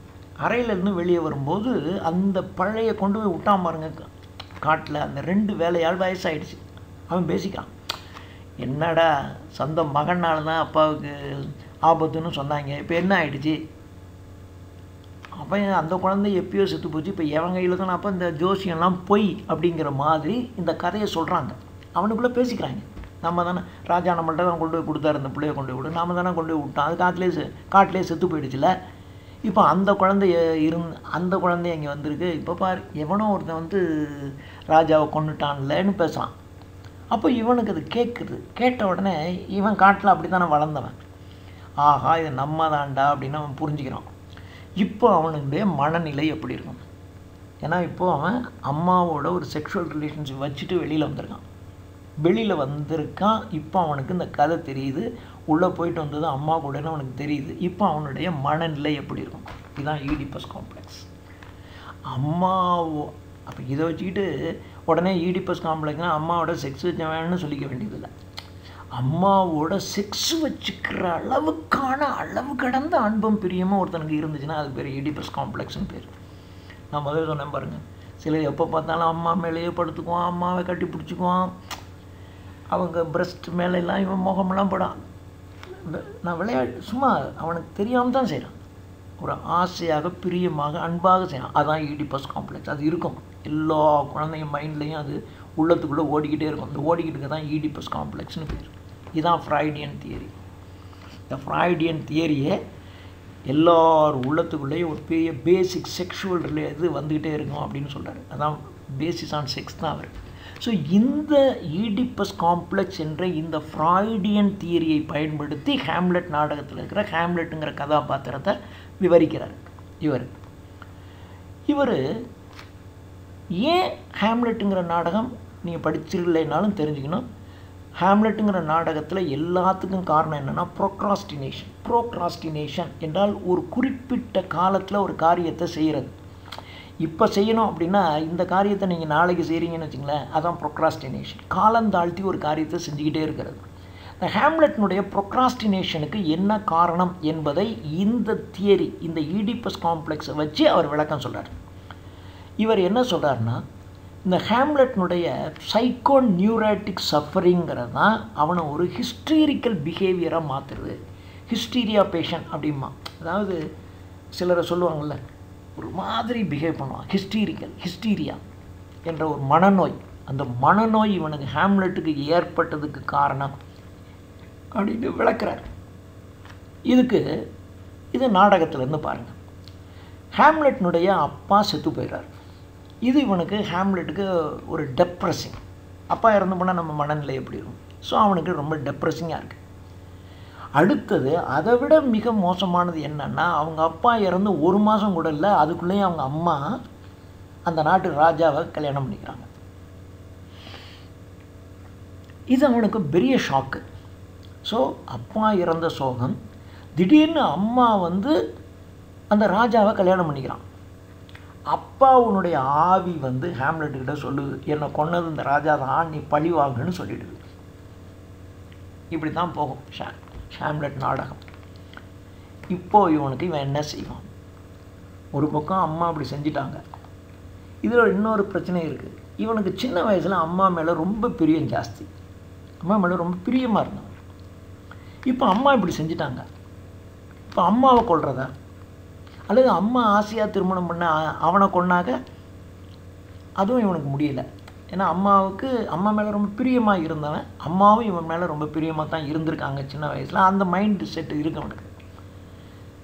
ஸோ இந்த குழப்பம், அப்பா செத்து போயிட்டாரு, அம்மா அவனோட போயிட்டாங்க, அப்புறம் அவன் தான் அப்பாவே கொன்னவன்னு இவருக்கு தெரியுது, என்ன செய்கிறதுனே தெரியல. இதுதான் ஹிஸ்டரிக்கல். அதாவது அப்பான்னு இருக்கிற அவனை பார்த்தா பயங்கரமான கோவம் வருது. இவன் நம்ம அப்பாவையே கொன்னவனை இவன் கல்யாணம் பண்ணிட்டாலேன்னு இவங்க மேலே கோவம் வருது. சரி, கோவம் வருதுல, கொல்லு. அம்மாவையும் கொல்ல முடியாது, அவங்க கல்யாணம் பண்ணிக்கிட்டதுனால அவனையும் கொல்ல முடியல. இந்த குழப்பத்துக்குள்ளேயே இருப்பான். அதனால் இவனுக்கு கொல்லணும்னு தோணி கொண்டு இருந்தான்னா பிரச்சனை, ஒரு மர்டரோடு நின்று போயிடணும். ஆனால் இவன் தாழ்த்தி எல்லாத்தையும் பண்ணதுனால கடைசியில் பார்த்திங்கன்னா 7-8 பேர் செத்து போயிடும். இவன் செத்து, இவங்க அம்மா செத்து, இவன் அந்த ராஜா செத்து, இவன் காதலி செத்து கடைசியில் பார்த்தீங்கன்னா ஹேம்லெட் முடியும் போது அந்த ஸ்டேஜ் புறம் பணமாக தான் கிடக்கும். அப்படி தான் நாடகமே முடியும். ஸோ இந்த ஹிஸ்டீரிக்கல் அவுட்பஸ்ட், இந்த அதாவது அவன் உள்ளத்துக்குள்ளே எல்லா உணர்வுகளையும் அழுத்தி வச்சுருக்கான். எதையுமே வெளியில் சொல்ல முடியல, எதையும் செயல்படுத்த முடியாத இந்த ஒரு தன்மை. இதுதான் ஹிஸ்டரிக்கல் அவுட்பஸ்ட். இதுதான் மிசோகினிக்கு வழி நடத்தி செல்லுது. மிசோகினி அப்படின்னா ஹேட்ரட் ஆஃப் விமன், பெண்களை வெறுப்பதுன்னு அர்த்தம். இந்த ஹிஸ்டரிக்கல் அவுட்பஸ்ட், இந்த ஒரு ஹிஸ்டீரிக்கல் அவுட்பஸ்ட், திடீர்னு இந்த வெளிப்படுதில்லை இந்த உணர்வு, இதுதான் அவனுக்கு மிசோகினி. பெண்களை கண்டாலே ஒரு வெறுப்பு. அதாவது அம்மாவை என்ன சொல்கிறதுனே தெரியல, கொள்றதான்னு தெரியல, மன்னிச்சு விடுறதான்னு தெரியல. அதனால் கடைசியில் என்ன ஆகுதுன்னா அவனுக்கு அம்மாவோட ஒரு வெறுப்பு தோணிடுது. சரி, ஒஃபீலியா இவனுடைய காதலி. ஒஃபீலியாவோட இவன் பேசும்போது he feels repulsive of the sex. ஒஃபீலியாங்கிற காதலியோட பேசிக்கிட்டே இருப்பான். இவனுக்கு ஒரு மாதிரி மன சோர்வடையும் போது அப்படியே காதலி அப்படியே கட்டி பிடிப்பான், கிஸ் பண்ணுவான், கொஞ்சம் ஒரு செக்ஷுவலாக நடந்துக்க முயற்சிப்பான். உடனே அவள் வந்து இன்னொன்று இதெல்லாம் வந்து ஆஃப்டர் மேரேஜ் ஏதோ சொல்லிட்டு இருப்பான். இது அவனுக்கு ஒரு விதமான எரிச்சலை உண்டாக்குது. ஒரு பக்கம் அம்மா மேலே ஒரு இரிட்டேஷன், இன்னொரு பக்கம் இவளை கண்டாம கோவம். ஏன்னா ஒரு வேளை இவனுடைய அந்த உள்ள கொதிப்புக்கு கொஞ்சம் ஒரு வடிகாலாக இவள் கொஞ்சம் இவனுக்கு இடம் கொடுத்துருந்து ஒரு கட்டி பிடிக்கிறது, கிஸ் பண்ணுறது, அப்படி கொஞ்சம் ஒரு சின்ன செக்ஷுவல் ஆக்டிவிட்டிக்கு இடம் கொடுத்துருந்தான்னு வச்சிங்களேன், இந்த நாடகத்துக்கு வேலையே இல்லை. அவள் அது பண்ணலையா, அவனுக்கு இங்கேயும் இதுவும் நடக்கலை, அங்கே போனால் எல்லாம். இதுதான் அவனுக்கு ரொம்ப கோவம் வந்து இவள் மேலேயும் கோவம். இவன் தன்னுடைய ஃபிசிக்கல் நீடை ஃபுல்ஃபில் பண்ணலைங்கிறதுனால இவளையும் வெறுக்கிறான்.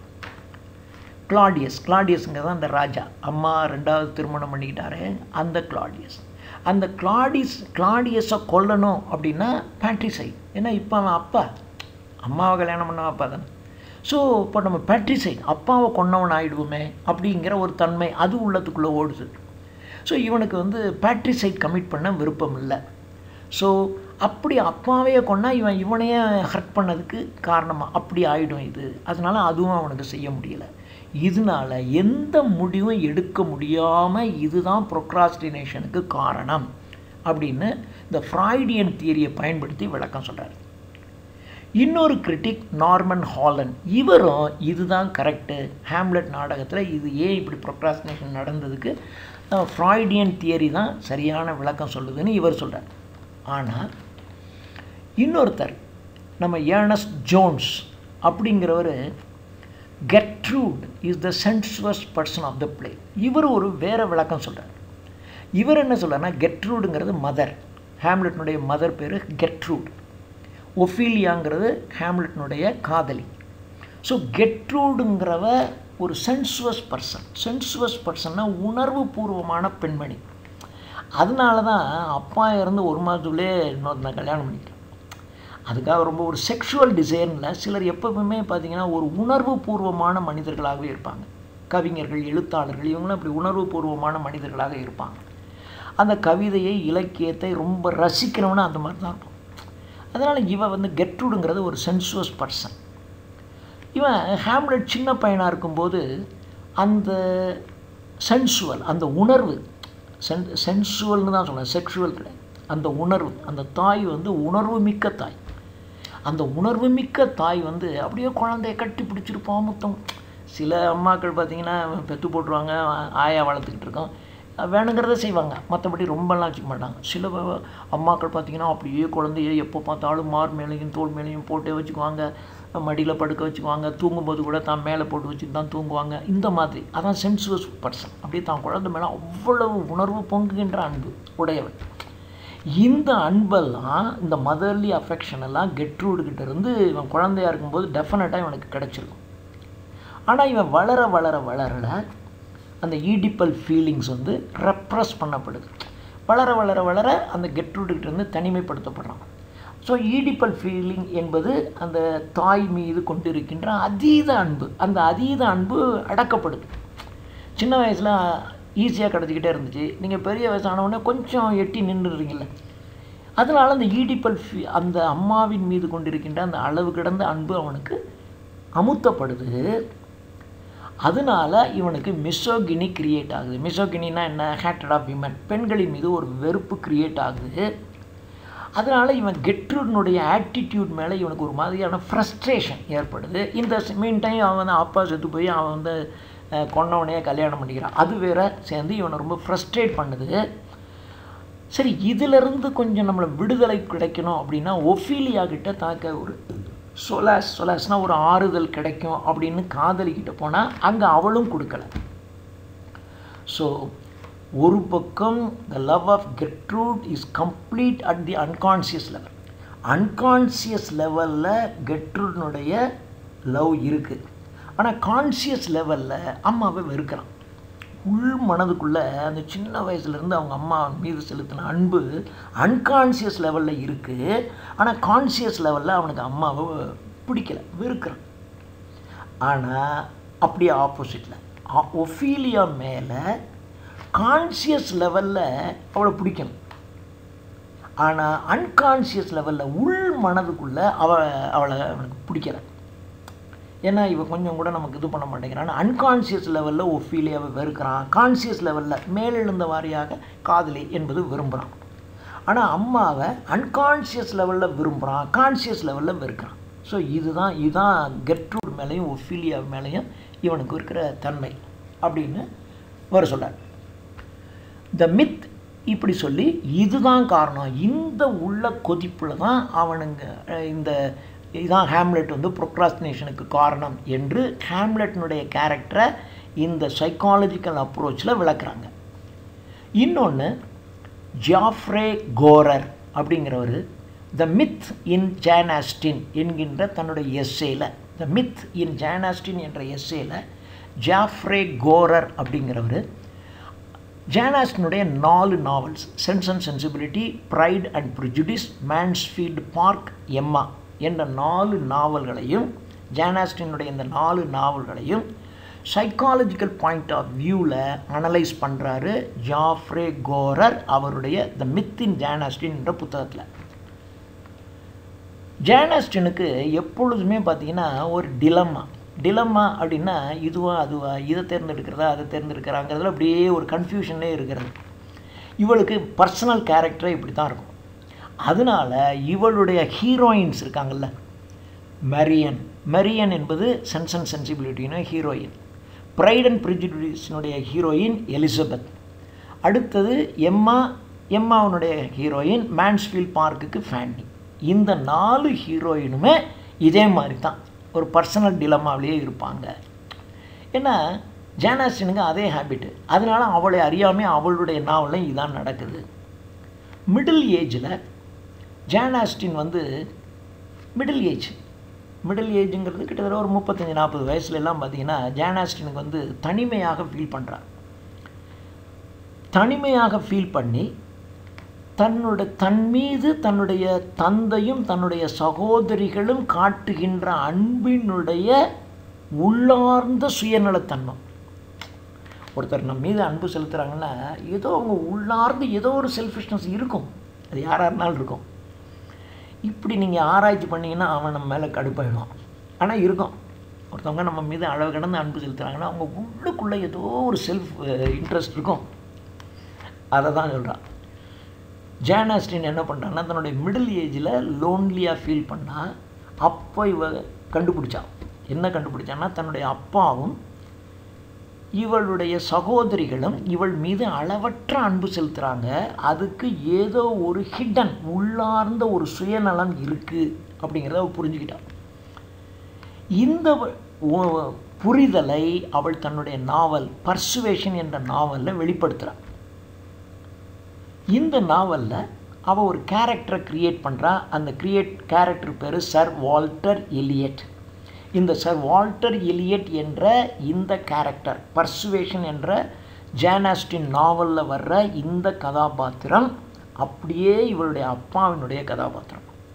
அதாவது தன் உள்ளத்துக்குள்ளே அப்பா அவள் தன் மீது காட்டுகின்ற அளவற்ற அன்பு, அந்த அளவற்ற அன்புக்கு பின்னாடி ஏதோ ஒரு செல்ஃபிஷ்னஸ் இருக்குது. இது எல்லாம் வெளிப்படுத்துகிற மாதிரி சர் வால்டர் எலியட்டுங்கிற அந்த கேரக்டர் மூலமாக பர்சுவேஷன் என்ற நாவலில் அவர் வெளிப்படுத்துகிறார். கோரர் இதை எழுதினவர், இந்த மித் இந்த ஜேன் ஆஸ்டின் என்கின்ற இந்த கிரிட்டிக்கல் ஒர்க்கை எழுதினவர். அவர் என்ன சொல்கிறாருன்னா, ஜேன் ஆஸ்டினுக்கு உள்ளுக்குள்ள ஒரு அன்கான்சியஸ் மைண்டுக்குள்ளே ஒரு அழுத்தம் இருக்குது. அதுதான் அவளுடைய நாவலுக்கு ஒரு ஷேப்பையும் ஒரு கலரையும் கொடுக்குது அப்படின்னு சொல்லிட்டு, அவளுடைய எல்லா நாவல்ஸ்லேயுமே பார்த்தீங்கன்னா ஹீரோயின்ஸ் அம்மாவை வெறுக்கிறவங்களாக தான் இருப்பாங்க. இந்த அம்மாவை வெறுக்கிற கேரக்டர் பேர் எலக்ட்ரா காம்ப்ளெக்ஸ்னு பேர். ஸோ ஈடிப்பஸ் காம்ப்ளெக்ஸ் தெரிஞ்சுக்கணும், அம்மாவின் மீது அளவற்ற அன்பு கொண்டிருக்கவன். எலக்ட்ரா காம்ப்ளெக்ஸ்னாக்கா அம்மாவின் மீது வெறுப்பு கொண்டிருக்கிறவன். ஸோ இந்த எல்லா நாவல்கள்லையுமே, ஜேன் ஆஸ்டினுடைய எல்லா நாவல்கள்லையுமே ஹீரோயின்ஸ் பார்த்திங்கன்னா மதரை வெறுக்கிறவங்க மாதிரியே தான் இருக்கும். அப்படின்னா அவள் பர்சனல் லைஃப்பில் அந்த உள்ளார்ந்து அழுத்தப்பட்ட அந்த அம்மா மேலே இருக்கிற வெறுப்பு அது வெளியே காட்டவும் முடியாது. அதான் அந்த எலக்ட்ரா காம்ப்ளெக்ஸ். கடைசியில் பார்த்தீங்கன்னா இன்னொன்று, கடைசியில் இந்த நாவலில் வர்ற எல்லா கதாபாத்திரங்களும் ஒரு பேட்டர்னல் ரிலேஷனாக அப்பா உறவு வரக்கூடிய ஒரு பொண்ணை தான் ஒரு ஆளை தான் திருமணம் பண்ணிப்பாங்க. இந்த எல்லா நாவல்களையும் வரக்கூடிய அந்த ஹீரோயின்ஸ் பார்த்திங்கன்னா மதரை வெறுக்கிறவங்களாக இருப்பாங்க. அப்பா மாதிரியாக இருக்கிற ஒரு ஆளை தான் திருமணம் பண்ணிக்கிற மாதிரி வரும். அப்படி தான் இவள் கதை எழுதியிருப்பாள் எல்லா நாவல்களையும். ஸோ இது ஏன் அப்படின்னா அவளுடைய பர்சனல் லைஃப்பில் ஏற்பட்ட இந்த ஒரு உணர்ச்சியை அடக்கி அழுத்தி வச்சதனுடைய வெளிப்பாடு. அதான் காரணம். The central myth, the girl who despises and hates her mother. அம்மாவை வெறுத்து கடைசியில் பார்த்தீங்கன்னா ஒரு ஃபாதரையே மேரி பண்ணிக்கிட்டாங்க. இதுதான் ஜேன். அப்பாவை மேரேஜ் பண்ணால் அம்மாவுக்கு பயங்கரமாக கடுப்பாகிடும் பார்த்தியா. அது மாதிரி அம்மா மேலே இருக்கிற வெறுப்பை அப்பாவே திருமணம் பண்ணுற மாதிரி ஒரு கேரக்டரை கொண்டு வந்து நிறுத்துவான். இது மாதிரி சோஃபக்லீஸினுடைய ஈடிப்பஸ் த ரெக்ஸுங்கிறதுல தான் நம்ம இந்த மாதிரியான விஷயங்கள்லாம் பார்க்கலாம். இவ்வாறு சைக்காலஜிக்கல் அப்ரோச்சுங்கிறது ஒரு ஆர்ட், ஒரு கலையை மதிப்பீடு செய்கின்ற ஒரு முக்கியமான கருவி. இதில் 2 ஆப்சர்வேஷன்ஸ் இருக்குது. இந்த சைக்காலஜிக்கல் அப்ரோச்சுக்கு ஆப்போசிட்டாக 2 ஆப்சர்வேஷன்ஸ். ஒன்று, இந்த சைக்காலஜிக்கல் அப்ரோச்சுங்கிறது ஓவர் சிம்பிளிஃபைட், ரொம்ப எளிமையானது. ஒரு கதையை நீங்கள் புரிஞ்சுக்கணும்னு வச்சுங்களேன், அதை எழுதினவனுடைய உள் மனதில் உள்ள உணர்வுகளை தெரிஞ்சுக்கிட்டிங்கன்னா அந்த கதை புரிஞ்சு போயிடும். அவ்வளோதான், simple. It is over simplified, ரொம்ப எளிமையாக இருக்கும். ஒன்று, ஏன் எளிமையாக இருக்குது? ஏன்னா நீ என்னவாக இருந்தாலும் அந்த ஆத்தர் எழுதினவன் அவனுடைய உள்ளத்துக்குள்ளே இருக்கக்கூடிய சப்ரஸ்டு ஃபீலிங்ஸை வெளிப்படுத்தி தான் எழுதுனான். அந்த ஃபீலிங்ஸ் என்னன்னு புரிஞ்சிச்சுன்னா இவன் என்ன எழுதியிருக்காங்கிறது நமக்கு புரிஞ்சு போயிடும். So it is over simplify. அடுத்தது, ஆர்ட்டுங்கிறது வேறு, ட்ரீம்ங்கிறது வேறு. ஆர்ட்டுங்கிறது கிரியேட்டர்னுடைய கண்ட்ரோலில் இருக்கும். ஆனால் ட்ரீம்ங்கிறது ட்ரீமர்னுடைய கண்ட்ரோலில் இருக்காது இல்லையா. ஆர்ட்டுங்கிறது ஒரு கிரியேட்டர், அந்த ஆர்ட்டை படைப்பவனுடைய கண்ட்ரோலில் இருக்கும். ஒரு ட்ரீம் பண்ணுறவன் ட்ரீமர்னுடைய கண்ட்ரோலில் இருக்குமா? நீங்கள் ட்ரீம் பண்ணும்போதே ஏன் இப்படி ட்ரீம் பண்ணாத, இப்படி மாற்றி ட்ரீம் பண்ணு அப்படின்னு நீங்கள் சொல்ல முடியுமா? அது ஏதோ ட்ரீம் வரும், வந்துகிட்டே தான் இருக்கும். ஒன்று நீங்கள் அதை ரசிக்கலாம், அல்லது பயந்தீங்கன்னா முடிச்சிக்கலாம், அவ்வளோதான் செய்யலாம். உங்கள் இஷ்டத்துக்கு நீங்கள் அதை ஆல்ட்ரு பண்ணி மாற்றிக்கிட்டேன்னா எழுத முடியாது, அதை உங்கள் கண்ட்ரோல்லாம் பண்ணவே முடியாது. So dream is not under the control of dreamer. இதைத்தான் வில்பர்ட் ஸ்காட் என்ன சொல்கிறாருன்னா, the dream may be compulsive confession, கட்டாயமாக ஒத்துக்கிற விஷயம் ட்ரீம். ஆர்ட்டுங்கிறது கட்டாயமாக வெளிப்படுத்துகின்ற ஒன்று கலை அப்படின்னு வில்பர்ட் ஸ்காட் ரொம்ப அழகாக சொல்கிறார். ரொம்ப முக்கியமான வரி. The dream may be compulsive confession, ட்ரீம்ங்கிறது கட்டாயமாக ஒத்துக்கிற விஷயம். ஆர்ட்டுங்கிறது கம்போஸ்டு எக்ஸ்ப்ரெஷன், உங்களுடைய வெளிப்படுத்துதலை கம்போஸ் பண்ணுறவனுக்கு தான் ஆர்ட்னு பேர். வெல்லக் வாரன் இவர் ஒரு முக்கியமான தியரி ஆஃப் லிட்ரேச்சர்னு ஒரு புக் எழுதியிருக்காரு. அதில் சைக்காலஜிக்கல் அப்ரோச் டு லிட்ரேச்சரை அப்ஜெக்ட் பண்ணுறார். இது தப்பு, சைக்காலஜிக்கல் அப்ரோச் லிட்ரேச்சர்னால் என்ன அப்படி வளர்றீங்க அப்படின்னு அவர் அதை அப்ஜெக்ட் பண்ணுறார். ஏன் அப்ஜெக்ட் பண்ணுறாருன்னா, சைக்காலஜிக்கல் ட்ரூத்துங்கிறது நேச்சுரலிஸ்டிக் ஸ்டாண்டர்ட்லேருந்து மாறுபட்டது. ஒரு நேச்சுரல் இருக்குல்ல, நேச்சுரலாக இருக்கிற தன்மையிலேருந்து சைக்காலஜிக்கல் ட்ரூத்துங்கிறது மாறுபட்டதாக இருக்குது. இதற்கு ஒரு யூனிவர்சல் வேலிடிட்டி இல்லை. வித்தவுட் யூனிவர்சல் வேலிடிட்டி, எல்லோரும் ஒத்துக்கிற மாதிரி யூனிவர்சல் வேலிடிட்டி கிடையாது. அதாவது அந்த சைக்காலஜிங்கிறது அவனை பொறுத்த வரைக்கும் அது கரெக்டு. ஆனால் நீங்கள் இதை வெளியில் சொன்னீங்கன்னா எல்லோரும் ஒத்துக்குவாங்களா? இல்லையா? நீங்கள் இந்த பாருங்கள், அந்த அமங் ஸ்கூல் சில்ட்ரன் எழுதுனானே, அவன் அமங் ஸ்கூல் சில்ட்ரன் எழுதுனான் பாருங்கள், W.B. Yeats. அவன் தன்னுடைய ஃப்ரெண்டோடைய அம்மாவை காதலிக்கும். சின்ன பையனாக இருக்கும்போது, நான் பெரிய பையனாகும்போது, ஸ்கூல் பாயாக இருக்கும்போதே அடிக்கடி தன்னுடைய ஃப்ரெண்டு வீட்டுக்கு போகணும். தன்னுடைய ஃப்ரெண்டு வீட்டுக்கு போனால் அவனுக்கு ரொம்ப அந்த ஃப்ரெண்டுடைய அம்மாவை தான் பிடிக்குமா. அவங்க அம்மாவை ஃப்ரெண்டு அதை தான் காதலி மாதிரி வச்சுக்கிட்டே உட்காந்துருப்பான் மைண்டில். இதுதான் சைக்காலஜிக்கல் அப்ரோச். பட் இதை யூனிவர்சலாக இது எல்லா இடத்துலையும் இப்படி தான் இருக்குன்னு சொல்ல முடியுமா? இதுக்கு யூனிவர்சல் வேலிடிட்டி கிடையாது. அவனை பொறுத்த வரைக்கும் அது ஒரு சைக்காலஜிக்கல் ட்ரூத்து. அது ஒரு அந்த இதுல அவன் செய்கிறது. ஆனால் இதை வந்து ஒரு யூனிவர்சலாக வந்து எல்லோரும் தன்னுடைய ஃப்ரெண்டுடைய அம்மாவை காதலிப்பார்கள்னு நீங்கள் எடுத்துக்க முடியுமா? ஸோ இதுக்கு யூனிவர்சல் வேலிடிட்டி கிடையாது. இது ஒரு மனிதனுக்கு இருக்கும், ஆனால் வேறு மனிதனுக்கு வேறு மாதிரி தான் இருக்கும். இதுக்கு யூனிவர்சல் வேலிடிட்டி கிடையாது. அதனால சைக்காலஜிக்கல் அப்ரோச் தப்பு அப்படின்னு வெள்ளைக்காரன் இதை ஒத்துக்க மாட்டார். ஸோ எதுவாக இருந்தாலும் சைக்காலஜிக்கல் அப்ரோச்சுங்கிறது அப்ரோச்சஸ் ஆஃப் லிட்ரேச்சரில் ஒரு எஃபெக்டிவான ஒரு லிட்ரேச்சர், ஒரு தியரி. இது ரைட்டர் கேரக்டர், எழுதுகிறவன் உருவாக்கின ஒரு கதாபாத்திரம், ஒரு நாவலில் இல்லை ட்ராமாவில் வர கதாபாத்திரத்தையும் அந்த ரீடர், அந்த படிக்கிறவங்க, இந்த கேரக்டர், அந்த கதையில் வர்ற கதாபாத்திரம், ரீடர், ரெண்டு பேருக்கும் இடையில் உள்ள லிங்கை சிறப்பாக லிங்க் பண்ணி கொடுக்குது. அதனால இதில் என்ன குறை இருந்தாலும் சரி, யார் குறை சொன்னாலும் இது ஒரு எஃபெக்டிவான விஷயம்தான் அப்படின்னு இந்த எஸ்ஸே முடிக்கப்படுது. தேங்க்யூ.